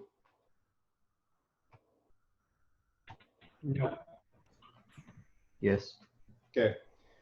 Now, you may not have a spatzel maker or a little bowl with holes in it, but what you can do is utilize, I don't know if you guys have a colander at your home, you know, the ones, your little plastic or aluminum that you're washing lettuces, your produce in the sink, right, and you strain it, right? It's got holes. That is a perfect one to use for making spatzel, okay? if you guys, The house is amazing. hold on. Wrap up. If you guys can remember how to make spatzel, here's a cool video of how to make spatzel and what to look out for as far as the consistency goes. If you don't have a spatzel maker, what to look out for. And even when you make the spatzel, okay, it's not just make the spatzel, boil it, and serve it, okay? You're gonna make it, dump it in the boiling water, strain it, dry it out, and saute it in brown butter until the spatzel becomes nice and golden brown and crispy on the outside. Not burnt, but has a crispiness on the outside. Okay, that's what I'm looking for the spatzel tomorrow. Okay, not just blanched spatzel. So let me see if I can pop it in here for a minute. I'm also going to put that link on the chat. Okay. See if I can copy the link here a minute. Hello, this is Chef John from foodwishes.com with Spätzle, or as we Americans prefer to pronounce it, Spätzle. That's right, I'm going to show you how to make the world's smallest dumplings. And while technically that's what they are, I prefer to think of these as the world's easiest free-form pasta, since the taste and texture are very similar, and they will pretty much work with any of your favorite pasta preparations. Plus, above and beyond all that, this stuff is way faster and easier to make the pasta, as you're about to see. So with that, let's go ahead and get started with our Spätzle batter, which is made with some all-purpose flour, to which we will add 1 large egg. Of course, we'll also need some salt, which we always do, as well as, for me, a little pinch of cayenne, which I'm assuming is rarely added in Germany. But hey, they're lost. And then we'll go ahead and finish this up with a spoon of creme fraiche, or sour cream, or yogurt. And then last but not least, a nice splash of whole milk. And believe it or not, that's it. And once all that's together, we will take a whisk and mix this smooth, and then evaluate for consistency. Okay, because what we're looking for is a batter that sort of drips slowly off the whisk, and not really run off the whisk. Okay, we don't want this too liquidy. So we will give it a mix and check it out. And you see how that's kind of pouring off quickly? Okay, so I think this is a little too thin. And to adjust that, we will simply add a little bit of flour. And conversely, if it's too thick, you'll add a little bit of milk. But anyway, we're going to stir in some more flour and check it out again. And now, as you can hopefully see, it's still dripping off the whisk, but much slower. Okay, so for me, that's looking very good. And then once we've adjusted the texture until we think it's just right, let's go ahead and clean off that whisk with a spatula. And I'll go ahead and give you one more look at the viscosity we're shooting for. Okay, so forget the exact measurements. You're going to have to adjust until you have something that looks like this. And then once the batter's set, we're going to need some kind of spatula making tool with which to push our batter through into our boiling water. And while you could buy something specifically designed for this, you don't need to, because you probably already have one of these. Your standard cheese grater works perfectly for this operation. As long as the holes are at least this big, it's going to work great. And by the way, we're not going to use the side that grates the cheese. We're going to use the other side, also known as the smooth side. And how this works is we simply take some of our batter and transfer that onto our grater. Then we use our spatula to push it through, which again is why we want to make sure we're using the smooth side. Okay, nobody wants grated rubber in their spatula. And that is it. A pretty simple technique. Except, of course, we're not going to do it back into the bowl. We're going to do that into some boiling salted water. But before we do that, let's do this. We want to first prep whatever sauce or substance our finished spatula are going to go into. And my personal favorite, and very classic choice, would be some toasted butter. So what we'll do is melt some butter over medium heat and simply cook it, swirling occasionally, until that toasts to a nice golden brown. And yes, if you want to go darker, feel free. Or if you don't want it toasted, you just want to melt the butter, that also works great. Okay, so how you finish this is going to be up to you. You are, after all, the Hansel and Gretel of your spatula. But anyway, you can see how far I toasted mine. And once that's set, assuming we brought some salted water to a boil, we are ready to extrude our batter. So what we'll do is place our batter on top of our grate, a couple spoonfuls at a time. Oh, and by the way, one way you can tell your texture was perfect, the batter won't drip through until you push it with the spatula. Okay, there's a very old German saying that I just made up. If it drips before you push, add some flour so you don't have mush. So not to brag, but this was looking just about perfect. And as you may notice, that's all sort of clumping together in one spot. And there's two reasons for that.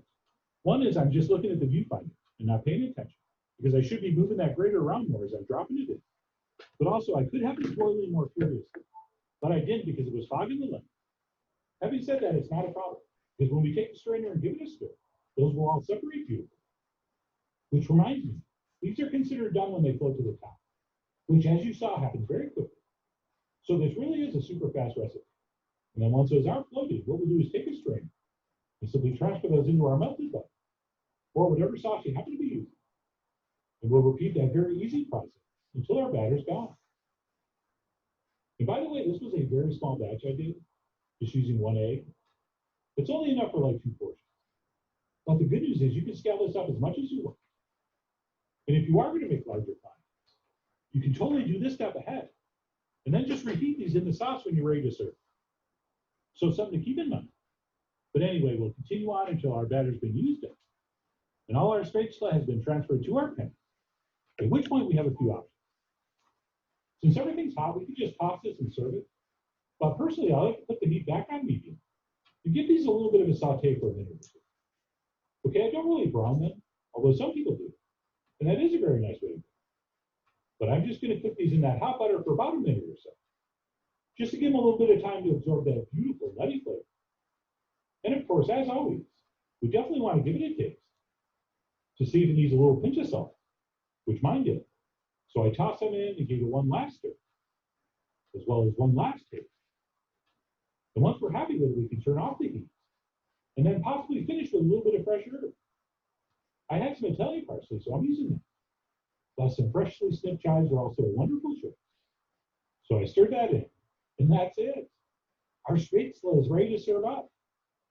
And yes, I'm pretty sure I pronounce that differently every single time I say it. I should have just stuck with spätzle, which, by the way, translates to little sparrows. So you could always go with that instead. But anyway, we'll spoon that up, and it's wonderful served as is, or maybe with a little grating of cheese, or even better yet, maybe make a little space in the middle and garnish this with a piece of cider braised pork shoulder. Oh yeah, that would be a great pairing. And I finish that up with a little extra cranberry and pinch of parsley. And normally at this point, I would say stay tuned for the pork video. But you know what? I think we already did. But I'll check. And if we don't, we'll do it. So that's your special tomorrow. Okay. You don't have to have a fancy spatula maker. Even though the back of a cheese grater will be fine, sufficient too. Any question on that spatula?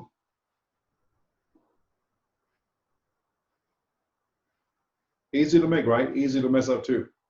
So once you boil it, take it out and shock it in nice water, strain it, and then you can either brown your butter first and then saute it in brown butter. That should be it. Okay. It depends how much spatula you want to make. You can make a large batter, but you'll be there forever trying to make that spatula. Okay. So spatula, not the one on the portal. Remember that. Okay. Don't follow the recipe on the portal. This is the only one time I tell you guys not to follow it. Okay. Next one, if you have, you can also make some braised cabbage. Okay. Optional. Is that on the menu? But cabbage rolls. Cabbage rolls. Okay. So you got spatula cabbage rolls. Cabbage rolls, when you make them, you're going to have the whole head of cabbage, right? You're going to remove that little stem with the paring knife, okay? And you're going to, you can have boiling water and then drop your cabbage in there for a few minutes, take it out, and then peel the outer leaves nice and gently. But drop it in boiling water is going to make the leaves pliable, so you're not going to break them or tear them apart.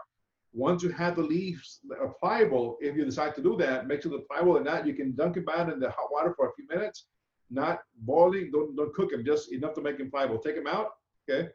You're gonna have the cabbage leaf, and then you're gonna put them aside. What you're gonna do now is you're gonna mix your ground pork raw, not cooked. Don't cook your ground pork, okay? Okay, you're gonna have your ground pork raw, and then you're gonna have some pre-cooked jasmine rice. Okay, and then your seasonings, a little bit of salt, a little bit of pepper, maybe some oregano, some caraway seeds if you want, and an egg. You're gonna mix them all together. Okay, you're gonna mix them all together, just like you would do meatloaf, but this is pork. Egg, maybe some caraway seeds, some oregano, pre-cooked rice, cold, not hot, pre-cooked rice. You're gonna mix them all together, and then you're gonna grab your cabbage leaf. Okay, you're gonna put it right in the middle, about maybe at 2 ounces. Okay, you're gonna fold the ends of it, and you're gonna fold the bottom, and you're gonna roll it like a cigar. Okay, AKA burrito, chimichanga, spring rolls, lumpia, blunt, doobie, joint, whatever you want to call it. Just roll it, but make sure it's nice and tight and nothing oozes out. Once you have it nice and tight, you can grab your pan, pull your tomato sauce. You can season your tomato sauce too. Give it some oregano, some salt. Tomato sauce on the bottom, your cabbage rolls on top, more tomato sauce, saran wrap. Okay, saran wrap, aluminum foil on top of your casserole dish. Okay, saran wrap is going to encase all the moisture of the cabbage rolls inside. Okay, and it's going to cook in its own steam. And again, once again, the aluminum foil on top of the saran wrap is going to protect the saran wrap from getting burnt or having holes in the oven. Okay, so saran wrap on top, aluminum foil on top, nice and tight. Okay, drop them in the oven. And the best way to check them, 350 preheated oven. It takes about 30 to 45 minutes depending on your oven. You're going to poke them with your thermometer. Don't open the aluminum foil. Poke them right through the aluminum foil with the thermometer, somewhere trying to feel the cabbage, and poke the cabbage roll inside until it reaches 165. When it does, take it out. Maybe poke a couple more holes to vent it, let the steam out, let it cool, and then you go back and open it. Okay. And the reason why you want the pork to be raw, not cooked. So when you cut them, like you see in the picture on the left-hand side, when you cut it, the pork stays nice and stable, nice and firm. Because if you cook the pork before stuffing the cabbage rolls, what happens when you cut it is going to fall apart. Okay? You don't want to be sitting there with your family or your date or your girlfriend, your wife, whatever, and be eating a cabbage roll and it's all crumbling down your chest and your lap. You want to make sure that that pork is nice and firm, just like you see it on the left-hand side. Okay? So that's cabbage roll. Okay? And you can serve it on a plate with some sauce on the bottom, some sauce on top, maybe some, I don't know if you have any fresh oregano or whatever herbs you might want to garnish it with, okay? So cabbage rolls, raw pork, pre-cooked rice, season it, in the sauce on the bottom, cabbage rolls, sauce on top, aluminum foil, saran wrap, aluminum foil in the oven, okay? And the color should be the one on the left-hand side, not bright green, but somewhat of a darker green because the cabbage has been pre-boiled, pre-blanched to make it pliable. Okay. That's cabbage roll tomorrow. I mean, Thursday. Wednesday, my bad, Wednesday. Get my desk confused. The next one is apple strudel. Apple strudel. Strudel, okay? So apple strudel, this is why you need the laminated dough for the apple strudel, okay? So there is a technique of how to make the apple strudel, okay? Let's see if I can find it, okay? Now you can make individual ones, okay? Or you can make the, let me go back and watch it. Let me see if I can pull it out. Or you can make a big one instead and slice it like you saw in the picture on the right-hand side. Okay? Your choice. You want to make little ones, that's fine too. If you want to make a big one, that's fine too, okay? Here's a video. I'm going to also put the link in the chat so you guys can watch it as many times as you want, okay? I'm going to pop it in. And disregard this lady. She's using puff pastry because she didn't make her laminated dough, okay?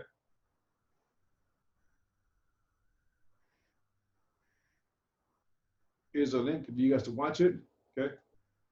You go back and pop it in the screen, okay? Here it is. Apples. I always get really excited this time of the year because even though you can have apples all year round, they really are seasonal and they're so much better in the fall. Today's recipe is apple strudel, and it's a very simple strudel using puff pastry for the dough instead of making strudel dough, which is time consuming. So, okay, puff pastry strudel dough, laminated dough. You want it to be nice and flaky, not dense, okay? you'll need 3 pounds of apples. You can use Gala or Fuji, which is an unusual apple to bake with, but they hold their shape really, really nicely. If you want to know more about how to choose an apple for any given dish, check out Thomas's video on Kitchen Conundrums on how to choose an apple. He'll tell you everything that you need to know. Cut your apples into thin slices right before you're ready to cook them so they don't discolor. There's no lemon juice in here to keep them from discoloring. And these apples are going to be pre-cooked so that everything comes together really quickly. So I'm going to saute these. Have a pretty large skillet available and melt 3 tablespoons of butter. You know what else is pretty cool about this recipe? There's only 5 ingredients. The apples have a great balance of sweetness and acidity, so you don't need any lemon juice. When your butter is melted, save 1 tablespoon. You're going to brush your pastry when you form your strudel, so just set that aside for a few minutes. Then add your apples to the pan, along with a half a teaspoon of cinnamon and half a cup of granulated sugar. I like this as an alternative to apple pie for Thanksgiving. I mean, not that you need an alternative, but this is actually quite a bit easier than making the traditional apple pie. And I'm all about making things that are delicious, but also really easy to accomplish so that you don't get stressed out. Cook your apples, stirring around every once in a while until they soften and break down just a little bit, but don't lose their shape, about 15 minutes. When the apples have cooked down, you need to cool them down. So what I like to do is put them on a baking sheet, spread them out as thinly as possible, let them cool a little bit first, and then you can put them in the refrigerator. This needs to cool completely, so you could do this a day or two in advance if you wanted to. Just once it was cool, transfer it to a container that's airtight so it doesn't get any weird flavors in the fridge, and then you can shape and form and bake your strudel. When your apples have chilled, you can assemble your strudel. Take 1 sheet of puff pastry from a 17.5-ounce package and unfold it onto a lightly floured work surface. It can get a little crazy if it gets too warm, so just throw it back in the fridge if it doesn't. It needs to be about 12 by 14. My hand span's about 8, so I usually just use that as a guide. I'm not overly particular. I don't know if you knew that about me. You don't want to have too much flour attached though, so dust it off as you're going along, but you'll need some, of course, so it doesn't stick, but you don't want to overdo it. This is looking good. Have ready a baking sheet, and you want to put this on your baking sheet and get it back into the refrigerator just to chill a little bit. Doesn't have to be for too long, just a few minutes. Here's the dough, chilled. Take your cooled apples and spread them over the center. You want to leave like a 1-inch border on either side and then fill the center with the apples. The apples really do need to be completely cool for this. Otherwise, they're just going to melt your puff pastry, which is full of butter, and that will not be pretty. It'll get all gummy and it won't bake up nicely. Leave 1 inch on either side. And then you just fold the dough in. Just fold one edge up. Some flour on there, you can brush it off. A nice dry pastry brush is great for this. And then the second side, fold over the other side. Like a little envelope. Then what you do is you turn the whole package over. So this is going to get sealed as it bakes. So just go for it, turn it over. You can fold the ends under just a little bit to seal it, and then for golden delightfulness, brush with that 1 tablespoon of butter that you reserved. And then make some slits in the top for the steam to escape while it's cooking. So 4 nice slits on the top. And then sprinkle with a little bit of sugar, about 2 tablespoons is plenty. Have your oven preheating to 400 degrees and bake until it's golden brown and bubbling, 35 to 40 minutes. Allow your strudel to cool for like 10 minutes. You want to serve it warm, but you could rewarm it if you wanted to, and then slice and serve. If you really want to gild the lily, whisk together. When you slice your strudel, if you make it that big, use a serrated knife. Don't use a chef's knife because the chef's knife might be sharp enough. It's going to push it inside. So serrated knife, that seesaw motion like a handsaw, is going to have a better, cleaner cut in your strudel. Okay. Also cut on the cutting board straight, not at an angle. Okay. Confectioner sugar and milk and drizzle it over the top as a glaze. But I don't think you're going to need to. I think you're going to love it just the way it is. Smells like fall. And that's your apple strudel for Wednesday. Any thoughts on that one?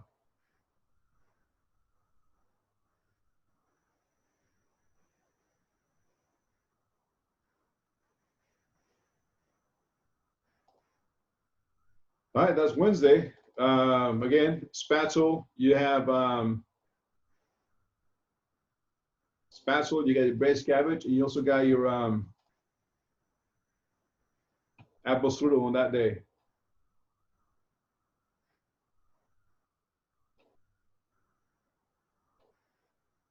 So take a look at day 14, which is Thursday.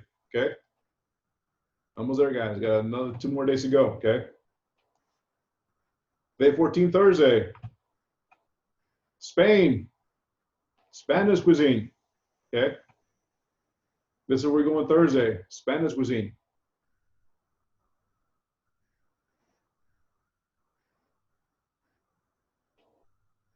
A little brief history of Spain. A country in Europe's Iberian Peninsula includes 17 autonomous regions with diverse geographic and cultures. Capital city is Madrid, is home to the Royal Palace and Prado Museum, housing works by European masters. Segovia has a medieval castle, Alcaraz, and its intact Roman aqueduct. Catalonia's capital, Barcelona, is defined by the Antoni Gaudí's whimsical modernist landmarks like Sagrada Familia Church. The government debt is about 97% of GDP, and it was in 2018. Capital is Madrid. Population is 46.5, almost 47 million. Currency is the euro, not peso, euro. Okay, it's euro. Facts about Spain. Okay.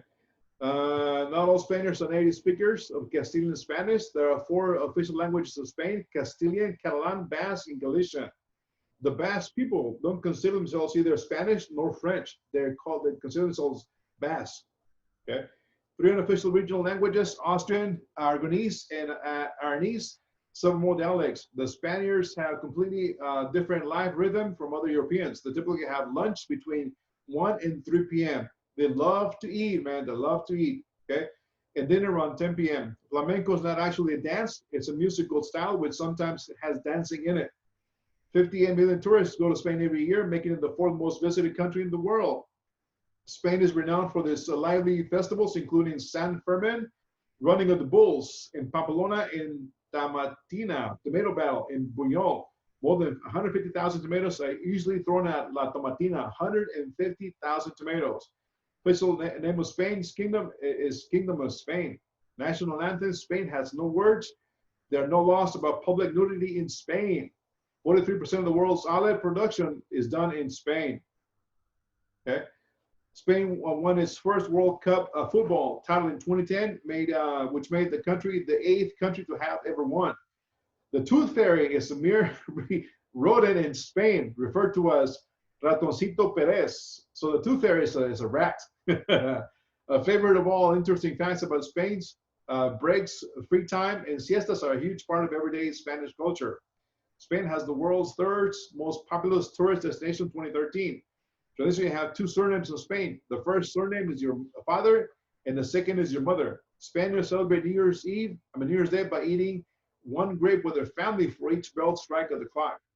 The quill pen is thought to have originated in Spain about 1400 years ago. The Spanish often use gestures with or subtitles with words, substitute for words. Flicking into the teeth with the thumbnail, wiggling fingers in front of your nose, or grabbing the left arm with the right arm while making a left-handed fist are all thought to be offensive. Madrid is the physical center of the country, and as a plaza, Puerta del Sol is the exact center of the country. Spain has a 2nd highest number of bars per inhabitants. Do not be alarmed by the dirty floor of the bar. It is completely acceptable and normal to throw things on the ground at bars. Most of the time, dirty floor means a good bar. I don't know about that one. Tortillas in Spain are not the same as tortillas elsewhere. Tortilla española refers to a very popular egg and potatoes dish. You will be making it on Thursday. Spaniards use the word tortillas, tortitas, to refer to a flour corn tortilla. Most households buy fresh bread every day. Traditionally, they are long baguettes called barras or pistolas. Bread is present and required at almost every meal. Tomatoes, potatoes, avocados, tobacco, and cacao or chocolate were all imported in Europe by Spain.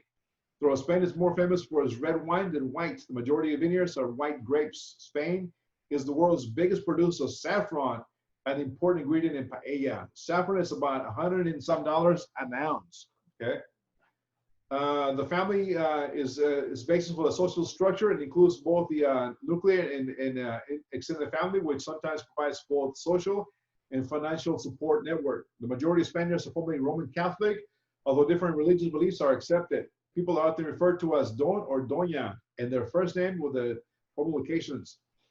If invented the Spaniards at home, you can bring, if invited to a Spanish home, you can bring chocolate, pastries, cakes, wine, liqueur, brandy, flowers for the hostess. In business, face-to-face contact is preferred to with written telephone as communication. Despite the beret being occasionally associated with French, the Basque in northeast Spain invented it. It is not customary for to tip in Spain, especially for cheap meals. Barcelona has 50 million visitors per year. Madrid has only 6 or 7. The Madrid-Barcelona route was the highest number of flights per week in the world. Spain has more than 8,000 beaches. The name Spain diverts from the word España, which means the land of rabbits. Spanish people are very fond of food. Famous saying is barriga llena, corazón contento. It comes from Spain, not Mexico, which translates a full belly and a happy heart. Okay. So traditional Spanish cuisine. Okay. Traditional Spanish cuisine is down to earth, uncomplicated food that has base in the ingredients available locally to crops grown regionally. Bonds through Spain, several of the directions acting as natural barriers to communication and making transportation difficult until the last half of the 20th century. Okay. Many dishes are prepared today using the same cooking methods as ingredients that were in the 200 or 300 years ago. Like Romans and Arabs who conquered and lived in Spain for 800 years, made fabulous contributions to Spanish cuisine, and influence is seen in many recipes. Other dishes sprung up European and American influences were adapted to the Spanish late taste. Okay. So 2 basic ingredients in all Spanish food are olive oil and garlic. And I'm going to give you guys a video. It's a little too long to watch here, but you guys are going to watch it, and you will see the copious amount of olive oil used in every single dish. Okay. Anyways, here's a list of ingredients and foods. Olive oil. Spanish recipes they call for olive oil or lard, mainly olive oil. Extra virgin olive oil is worth added at the expense. Spanish is leading producer of olive oil. Okay. Ham is also Spanish. In Spanish, jamón is very prized food. Spaniards take their ham very seriously and will pay a high price for top quality ham, especially Iberico ham. Have you guys ever had the prosciutto, right, from Italy? You should. Okay. How'd you guys like prosciutto? It's pretty good. Prosciutto, prosciutto, whatever you want to call it, Parma ham, right? In Spain, you got jamón ibérico and jamón serrano. Ibérico is the top of the line. You got jamón ibérico, serrano, prosciutto at the bottom of the barrel. Okay. Fish and cheeses too, especially manchego cheese. Okay. Sausages, Spanish love sausage, especially chorizo, and it's very salty. Okay. Beef, lamb, and pork, all 3 types of meat are common and can be roasted, grilled, or the coals. A sauté sauce, generally Spanish root of veal and suckling lamb and pig. Roasted meats are popular dish holidays and festive occasions. Eggs are eaten daily, or either fried, delivered in a Spanish omelet, or called tortilla española. Chicken, very popular. Okay. Fruits and vegetables and legumes as well too. Okay. Nuts, herbs as well too. The cooking methods. Okay. So here's the top 10 foods of Spain. Gazpacho. Gazpacho is a chilled cucumber soup. Somebody asked me how long should I reduce it for? I'm like, what?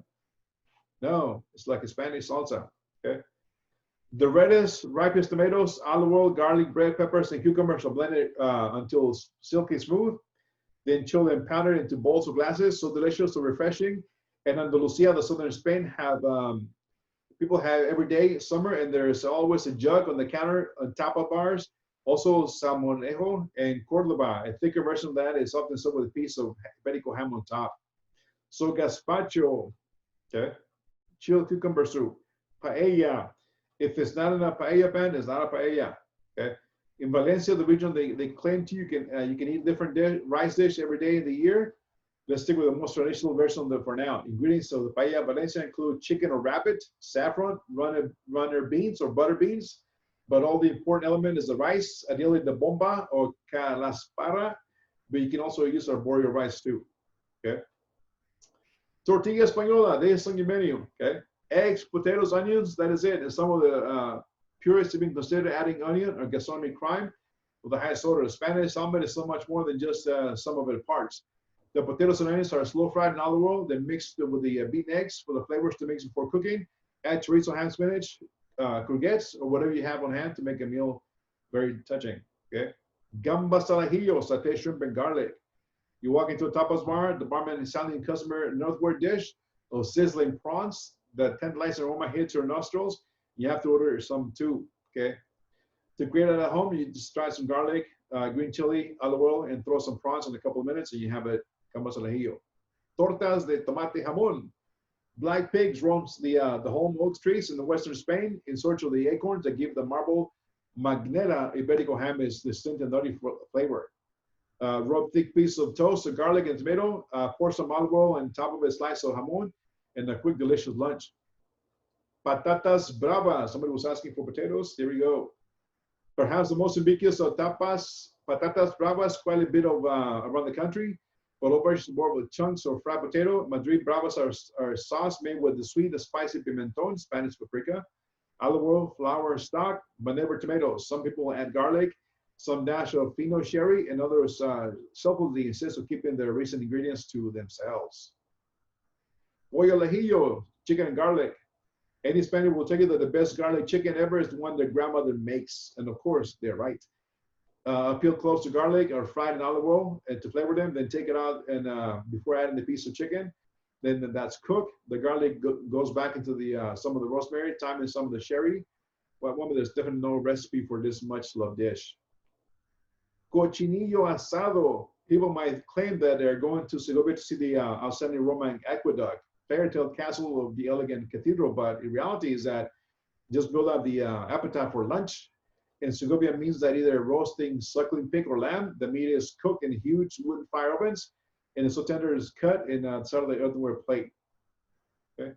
Pisto, not pisto in Spanish, language for beer, right? Okay. Pisto, the Spanish version of ratatouille, turns up all over the country in different guises, but most typical is the towns of Villajes, across the plains of La Mancha, some Madrid onions, garlic, courgettes, peppers, tomatoes, fried in oil. This is not the dish that likes to be rushed. It is usually served as a starter, sometimes with fried eggs or chorizo. It's great side of a dish too. Turron. Spaniards love and devour the massive amounts of turron, almond nougat at Christmas. Throughout its variant all year round, most people is made with a small town of Gigonga in the province of Alicante, using locally grown almonds mixed with honey and egg white. Also two basic types, a soft, smooth version called Gigonga, and the hard Alicante Rodon, which contains piece of almond. So here you go, guys. Thursday, this is your menu. Okay, this is your menu Thursday. Take notes. Okay, you have tomato bread on Thursday. Okay, tomato bread, 2 times the yeast. Whatever the recipe calls for, 2 times the yeast. Okay. Why? Because you have not just water, you have tomato juice. Okay. Tomato juice is denser and heavier than water. That tomato juice also needs to be sitting at 90 to 110 degrees to activate the yeast, even if you have dry instant yeast. Remember, tomato bread, 2 times the yeast, tomato juice, 90 to 110 degrees. Okay. And it should come out like this little loaves, nice and fluffy. Okay. Sofrito. You're making sofrito. It's for the tomato bread. Okay. Sofrito is sauteed and then chopped and then sauteed is reduced. Okay. It's cooked, not raw. Okay. Sofrito.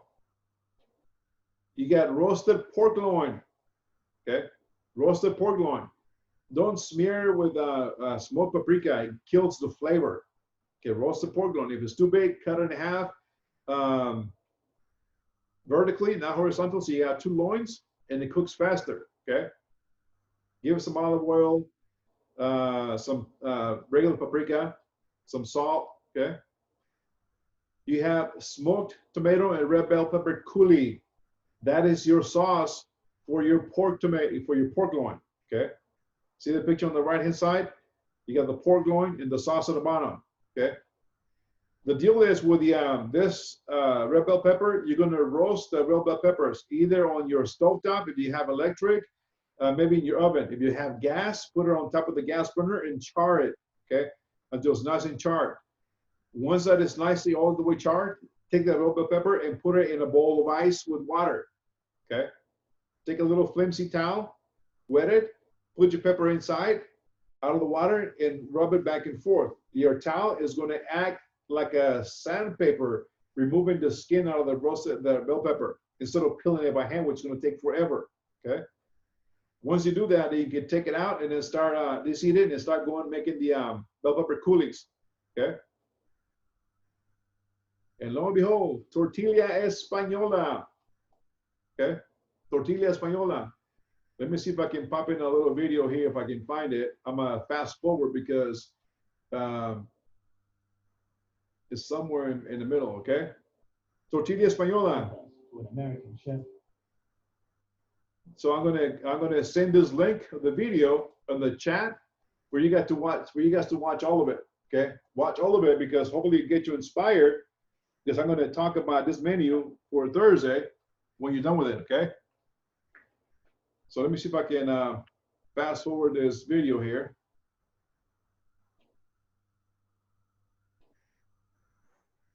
To get to the tortilla española. Something delicious and a glass of chilled Pinot. Okay. The Spanish classic for tapas might be as simple. So this lady's name is Maria. Okay, she's making tapas.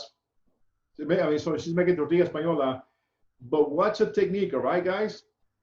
Watch the technique on this tortilla española. Okay. Full as a plate of almonds fried in the region's best olive oil, or a plate of green olives, or big red shrimp grilled a la plancha on the flat top. And any kind of fried fish is always welcome.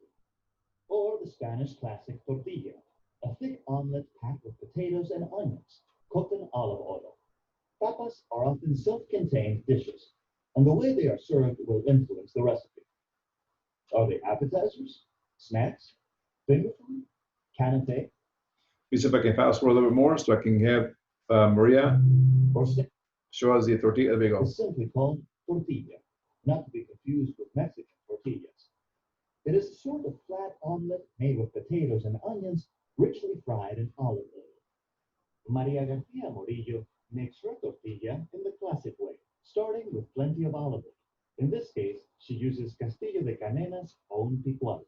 She adds potatoes to the hot oil, then onions and a little salt, and cooks the vegetables together until they are thoroughly softened.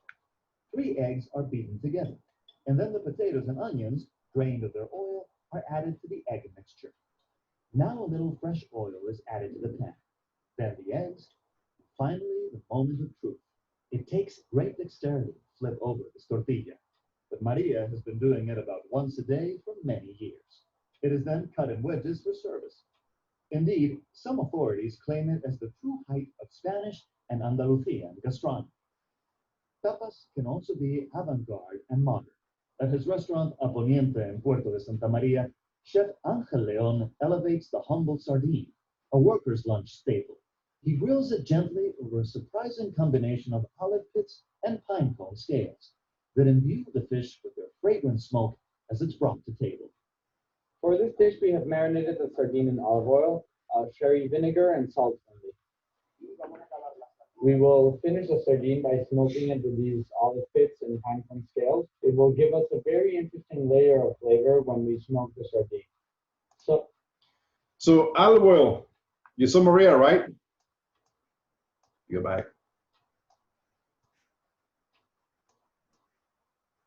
Okay.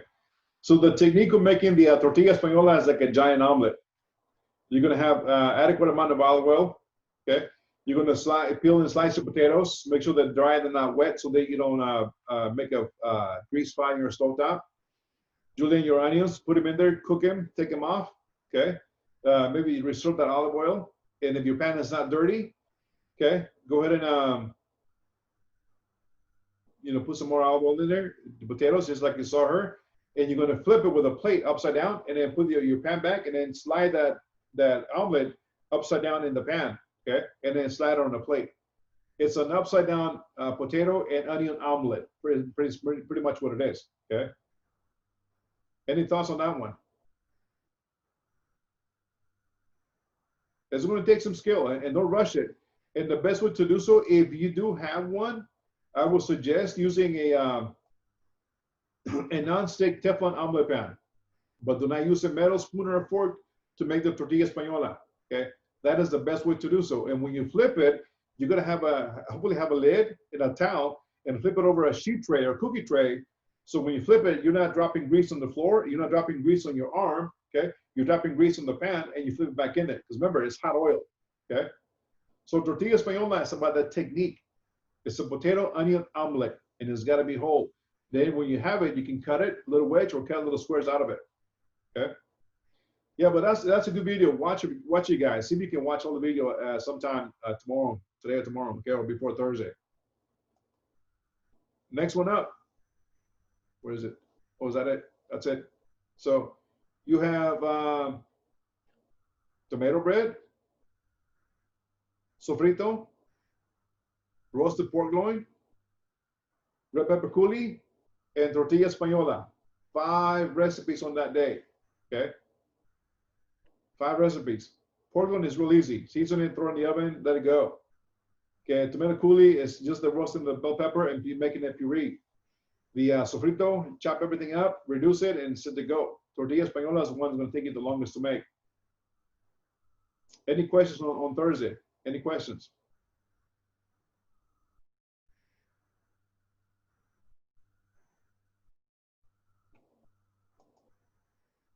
Done? All right, let's go to Friday. So for Nicole, Ms. Nicole, Edgar, Kyle, and Mr. Cameron, I'm gonna go see if I can get you guys the omelet pans in the kitchen for you guys to make that dish, okay? But don't use a metal.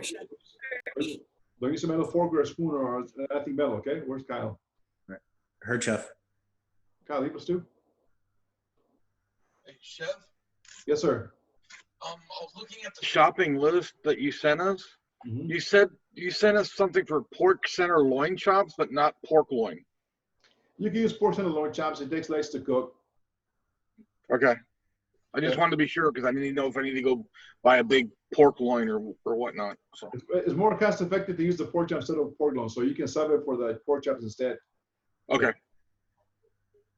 I guess Kyle let us. Hopefully you can well, just one. Okay. All right, guys. Friday. Chef, quick question. Answer. The chorizo, it's Spanish chorizo, right? Are we putting that in la torta española or? Correct. But when you put it in, make sure you small dice it, because the chorizo, it has a lot of impurities, a lot of fat too. So when you're trying to make the tortilla española, it's going to create impurities at the bottom, and it's going to get the eggs going to get stuck to the bottom of the pan. Okay. And it's real salty too, salty like a mother. Bad for your heart, man. All that salt. Okay. All right. Thank you, Chef.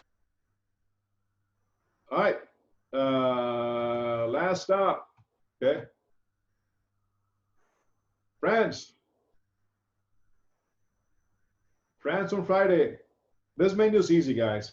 Okay, this menu is easy. We go with a bang on Friday, okay? So France on Friday, okay? Some facts about France. Most popular tourist destination. Well, not right now, though. 26 in the country had 80.6 million international visitors, which was 7 million more than both the US and Spain. The main attractions, of course, Paris and Disney, believe it or not, okay? But also the French Riviera, Alsace, and the lovely wine regions. Most of the time zones in the world. Do you know that France has 12 different time zones? At first, it might sound shocking, but if you think about it, not that strange, since France have colonized a big part of the world. Within the French territory, Europe, only one time zone being used, but counting all areas outside Europe, it stretches in 12 different time zones. There are also Martinique, Guadeloupe, French Polynesia, French Guiana, and Union of New Caledonia. Okay, so several famous inventions from France. Among the many inventions, some notable ones are the hot air balloon, pasteurizer, stethoscope, and parachute. Each of these have a change in the world. In recent years, there's been one particular famous French invention, namely the cell phone camera, which has first developed by Philip Kahn back in 1997. And you thought it was Apple, right?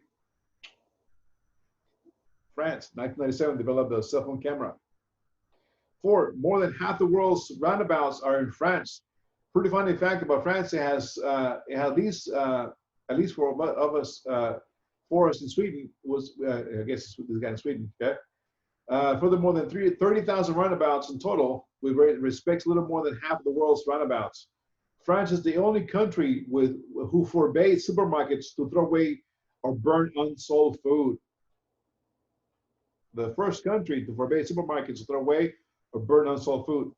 2016, historical decision was made where France became the first country in the world to ban supermarkets and food stores from throwing away and burn unsold foods. The guillotine was the official execution method until the death penalty was abolished. Off with their head. Louis the 21st was king for 20 minutes. 20 minutes. The shortest period of a king or queen has ever reigned over the country was Louis the 21st. Technically, would claim himself as a king of France. It took about 20 minutes before he abdicated the throne and never really ruled the country. It's the biggest country of the European Union. If you measure the land area, France is the biggest country of the European Union. The second biggest country in Europe, if you don't count Russia. Ukraine is the biggest, but yet to come a member of the European Union. And many, majority of Russia is located in Asia. France, possibly, in France, it's possible to marry the dead person. So you can marry someone that has been deceased. In the 50s, it was decided that it should be allowed to marry a dead person under special circumstances. One needs to prove that there were already plans to get married and also send a formal request to the president. And one who marries a dead person will not inherit in the family of the deceased and must approve the marriage as well too. And number 10 was a crime too. I'm not going to go into that one. French cuisine. Okay, French cuisine was developed throughout the centuries, influenced by the many surrounding cultures of Spain, Italy, Switzerland, Germany, and Belgium. In addition to its food traditions on the long western coastlines of the Atlantic, the Channel, and one of course Island, in the 14th century, Guillaume Terrell, chef known as Talleyrand, wrote Le Bandier, one of the earliest recipe collections of medieval France. 17th century chefs Francois Pierre Laverne and Marie Antoine Carême spearheaded the movements that shifted the French cooking away from its foreign influence and developed France's own indigenous style. Cheese movements that shifted French cooking away from the foreign influences and developed France's indigenous cheese, and wines are a major part of the cuisine. French cuisine was made in part of the 20th century by Gustave Escoffier to become the modern haute cuisine. Escoffier, however, left much of the local culinary character to be found in the regions of France and was considered difficult to execute by home cooks. Okay, and again, you know, Escoffier is the one that streamlined the recipes. Here's the grandfathers of the French cuisine. Okay, the Polish wife of Louis the, what is it, the 11th, the 9th of France, Queen Marie Lesquenza influenced the French cuisine, and on the left, on the right hand side, not left hand side, the guy on the right hand side here is Marie Antoinette Carême, and the guy in the middle is Escoffier, and Paul Bocuse, of course, is the guy with the chef's hat on. Okay, and here's what some of the food that have modernized in the last century or so. Okay. Some of the top 10 foods of France. Soupe l'oignon, a French onion soup. Traditional French soup made with onions and beef stock, usually served with croutons and melted cheese on top. Dating back to the Roman times, it was traditionally a peasant dish.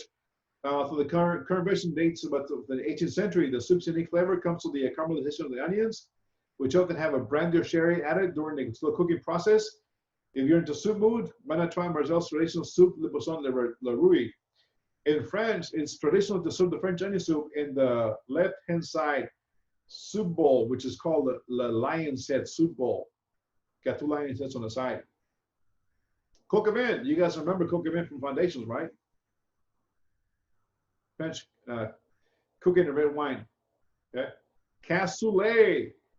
Comfort dish with white beans stewed only with slow meat. The dish typically uses pork or duck, but it can include sausages, goose, mutton, or whatever else the chef has lying around. The best dish originates from southern France and is popular in Toulouse and Carcassonne. The cassoulet, it's an awesome dish. It takes about 3 to 4 days to make, but man, it's right. It hits a spot in the wintertime.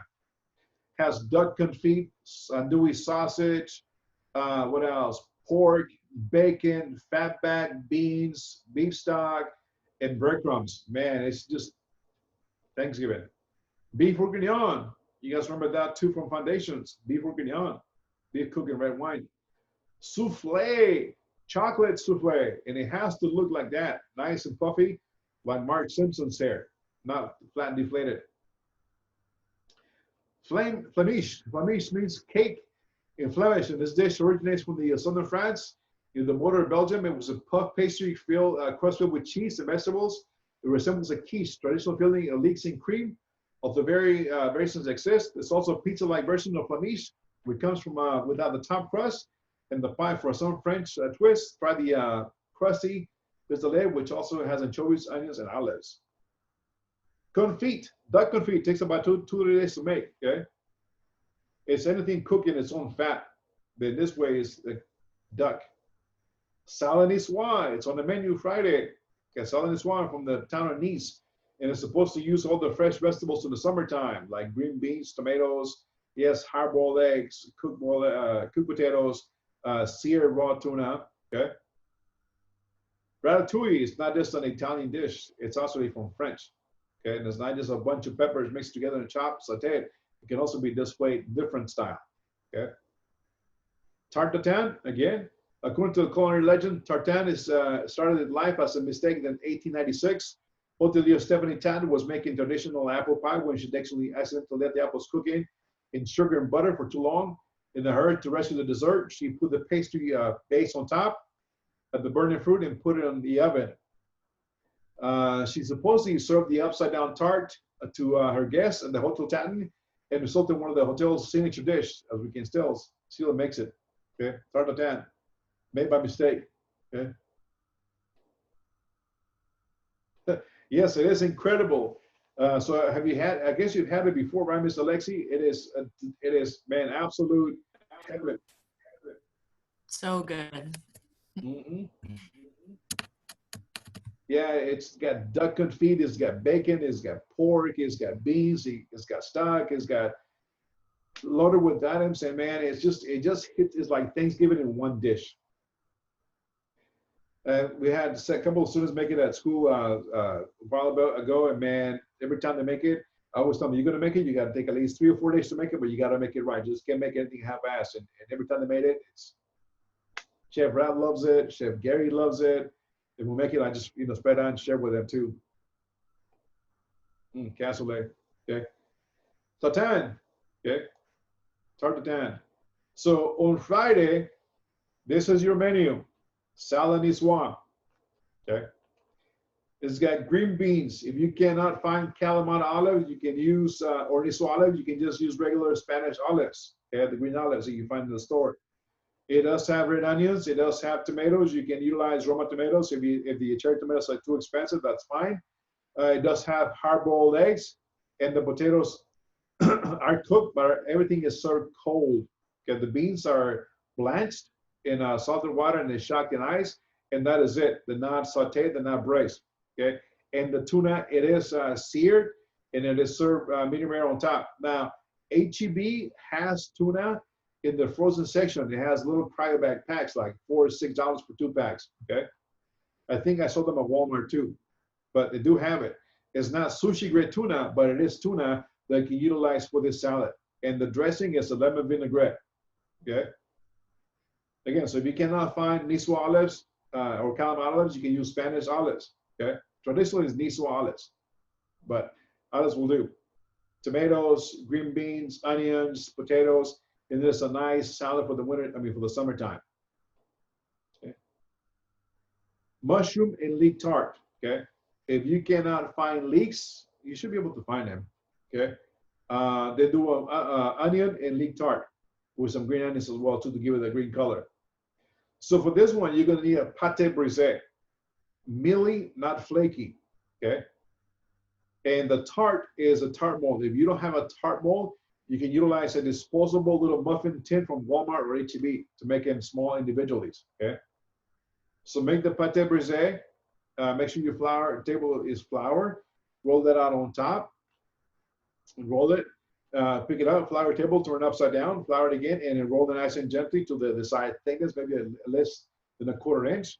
Line your mold with the dough, cut around it, and set it aside. You're gonna slice your mushrooms, not chop. Slice your mushrooms. Either julienne your onions or slice your chop your leeks. Okay. You're gonna saute your leeks first, and then add your mushrooms. Okay. Add a little bit of your heavy cream. Reduce it. Okay. And then when it's reduced, set it aside, and then go ahead and fold in your Parmesan cheese. I know it calls for Gruyere, maybe Pecorino, but use Parmesan cheese is fine too. Mix it in while it's still warm. It is going to get nice and gooey and chewy. Okay. Once you have that mix nice and kind of a thick, not runny, put it inside your mold where the pie shell is raw, and make it all at the same time. Okay. Maybe sprinkle some more cheese on top. Pop it in the oven 350 for about until the edges of the mold become golden brown, like you see in the middle picture. Okay. And take it out and let it rest before you slice it. Okay. Let it rest. But maybe put it on top of a cookie sheet tray so if it overflows, it's not falling in the middle, in the top of the bottom of the oven, creating a burning and a smoking on your oven. Okay.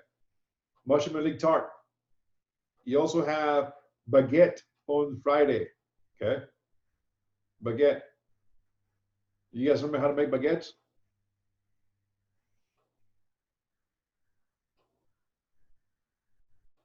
Yes, chef. Okay. No, No? but I'll look it up. Okay. There's a couple of videos how to make baguettes, okay? And you're looking for that nice crust. A nice crust, it can either be water that's been sprayed on top of the baguette while it's baking, or you can have a stainless steel pan with ice in the oven to create that steam. Is going to create that crust on the outside, okay? And the baguette, when it's done, you know when it's done, when you temp the baguette, is first of all, is that golden brown, medium golden brown, and you temp it, it reaches 180 to 200 degrees, and you take it out, and you have to let it cool down before you can slice it, okay? So that's it. You got 3 recipes on Friday. You got salad niçoise. It's going to take you some time to make, okay? And then you have your mushroom and leek tart. And then you have your salad niçoise, okay? So what's tomorrow's menu?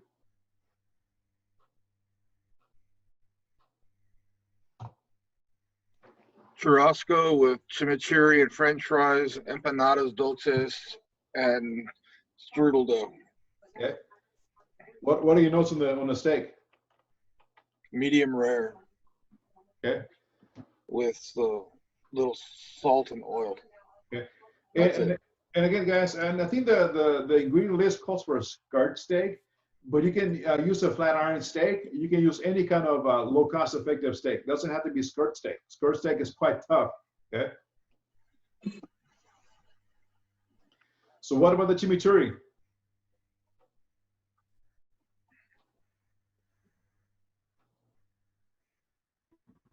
It's supposed to be runny.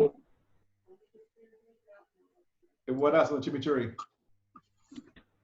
You don't need to blend them together. Just like in a bowl, mix it. Mm-hmm. Acidic. 1/4 red wine vinegar to 1 part oil. And chunky, rustic, like an Italian dressing. And it's not to marinate the steak before cooking. It is a steak dipping sauce for the steak, all right? And you have the video on the chat link that I sent you guys, okay? So you can go watch it again before you make it. And again, if you cannot find fresh chopped parsley, dry parsley will do as well too. Okay, just gotta mix it in with the dried oregano to rehydrate it with warm water, okay? And a dash of lime juice is to give it that extra flavor of the acidic, because otherwise vinegar is gonna be too acidic, too vinegary, okay? So you got steak, chimichurris, French fries, and empanada. Empanada, you can do whatever you want as far as filling, okay? What's on the Wednesday's menu?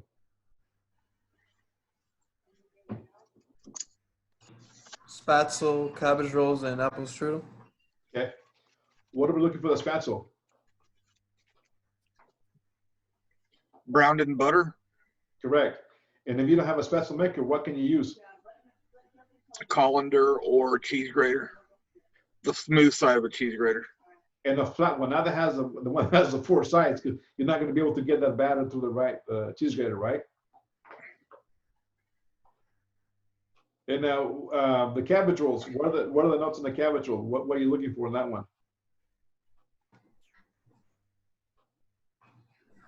Soft, Blanch- pliable cabbage leaves. What else?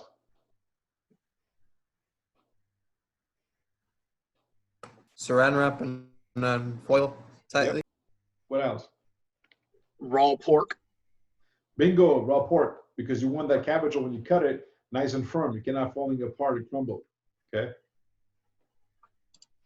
And the strudel, again, it's a laminated dough, so take your time making the strudel. You can make it before class. You can even make it today if you can. It'll hold in your refrigerator. Whenever you have a chance, go ahead and make the strudel because it's going to take some time. Okay. What about Thursday? What's Thursday's menu?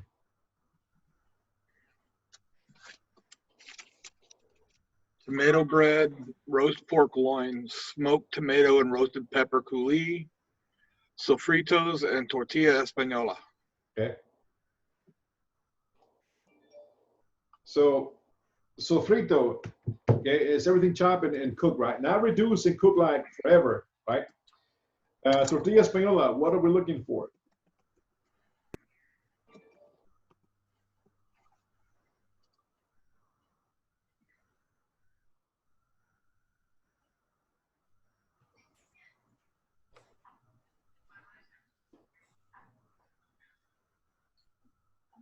Make sure the potatoes are sliced thin and the onions are julienne. So the thicker they are, the more longer they're going to take to cook. Okay, and make sure they are dry, because if you put water in the pan where they're cooking, the olive oil, first of all, is going to create a fire hazard, and second of all, the water is going to make the potatoes stick to your pan at the bottom. And if you have a non-stick Teflon oven pan, use it instead of a regular pan because it might stick at the bottom. And it has to be a flat, smooth surface pan, not one that is warped, one that has been utilized, used and abused in, for anything. It's got to be smooth at the bottom. Okay. So tortilla española, and then you're going to flip it nice and slowly with a lid on it away from you in a sheet tray, cookie tray, or in the sink, so you don't drop any oil on your floors, or you don't drop any oil on your arms, and you don't get burnt. You got to take almost all safety precautionary measures to make sure you do it right and properly, so you don't burn yourself and have an accident. Okay. What else? The smoked tomato coulis. Once you roast tomato, dunk it in nice water. Yes, you're going to shock it in nice water, and then you're going to take a towel and with a towel, wring it out, and then rub the pepper back and forth in your hands to remove the skin, because the towel is going to act like a sandpaper. Okay, for the smoked tomato coulis. What else? Tomato bread. What about tomato bread? What are we looking for? What are the notes for that one? 2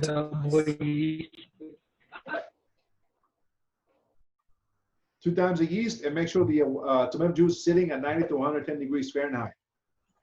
Okay, and you got to proof it. It takes a little bit longer to proof because the ingredients are are more denser and heavier, so it's going to take more time to proof that tomato bread. Okay. So okay, I know you say 2 times the yeast. Was that on any recipe? No. Just in tomato bread, because the tomato juice is a lot heavier, so it's going to weigh it down. It's not going to allow it to proof it the way it should be. So if I went and looked on a recipe on online, for example, I would do 2 times, whatever it says, I would just go ahead and do 2 times the yeast on it? Correct. Huh, okay. Correct. It's a safety net, and trust me, it'll be nice and fluffy like a Wonder Bread. If you don't, you're going to have this meatloaf-looking thing that you're going to beat around the desk and throw against the wall and poke a hole in your wall. Okay. Okay. So 2 times the heat of yeast on that one. So you got tomato bread, sofrito, pepper coulis, pork loin, and tortilla española. 5 items on Thursday. Thursday's a little bit loaded. Okay. What about Friday?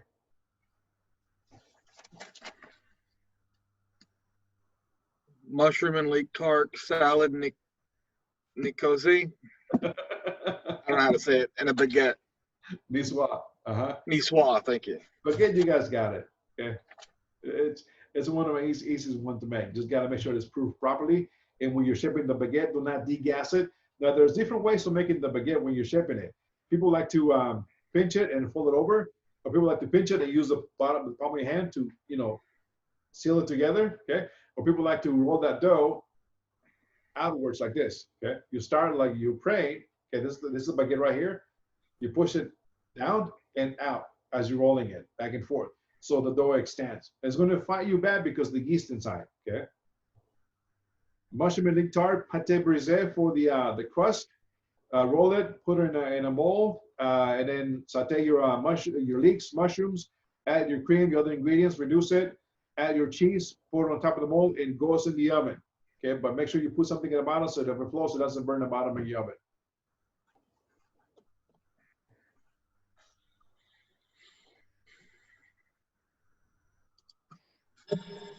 So are we all set for this week?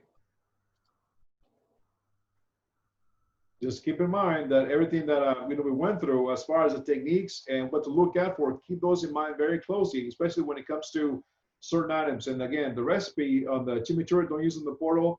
You got to use the one on the video. It's a lot better. The video links are on the chat room, so go ahead, pull them whenever you can and watch them as many times as you can to get better for yourself. Tomorrow's menu is not hard; it's real easy. The longest one is going to take you is make that empanada. Tuesday, the longest one is going to take you to make is the strudel. Wednesday, the longest is going to take you to make is the what is it?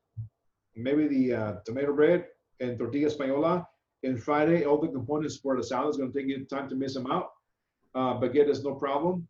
Okay, so take a look at those videos, take a look at the recipe, and ask me questions between now and then. You can email me, text, whatever you guys want, and again, if you miss something, this video is going to be up in the portal hopefully by tomorrow morning once they get it converted and uploaded into the week number 3. So you guys want to go back and catch up some of this lecture. Okay. Any questions? Any thoughts? Any comments? Okay. And again, have fun with the presentation of the next few and the next this week with your steak and French fries. Be a little bit creative if you can with your dishes. Okay, showcase your talent. Plaster on Facebook, Instagram, Snapchat. Make yourself known so you can start getting some gigs, make some money. Dig it, right? All right, guys. If you guys have any questions, I'm gonna leave it open for the next 5 minutes. You want to ask something when the class is over, and now you guys may be dismissed. All right, Chef. You have a good night. Yeah, you guys too. See you, Chef. Thank you. Welcome. Night, Chef. Night. Chef, am I getting credit for the stuff I sent you? I got to go back and take a look at it more in detail and go back to the days of Mason and see where I can plug it in. Okay. Okay, sounds good. See you tomorrow. Cool. Bye. Bye. Chef, I have a quick question for you. Go ahead. You know where they here in Austin where they sell white corn? White corn, fresh white corn or just regular white corn? I mean, frozen. It doesn't matter. I just want to make some freaking like Mexican elote because usually the one when I ask for elote here, they use the yellow sweet corn. So I want to try the white one. Yeah, and I've only seen it maybe like once here in Austin, but I can't remember where I seen it. And it wasn't Fiesta Market. I don't know where I seen it, but it's been a while. All right, Chef. That's all the question I had. Okay. Thank you, Chef. See you tomorrow. See you guys tomorrow.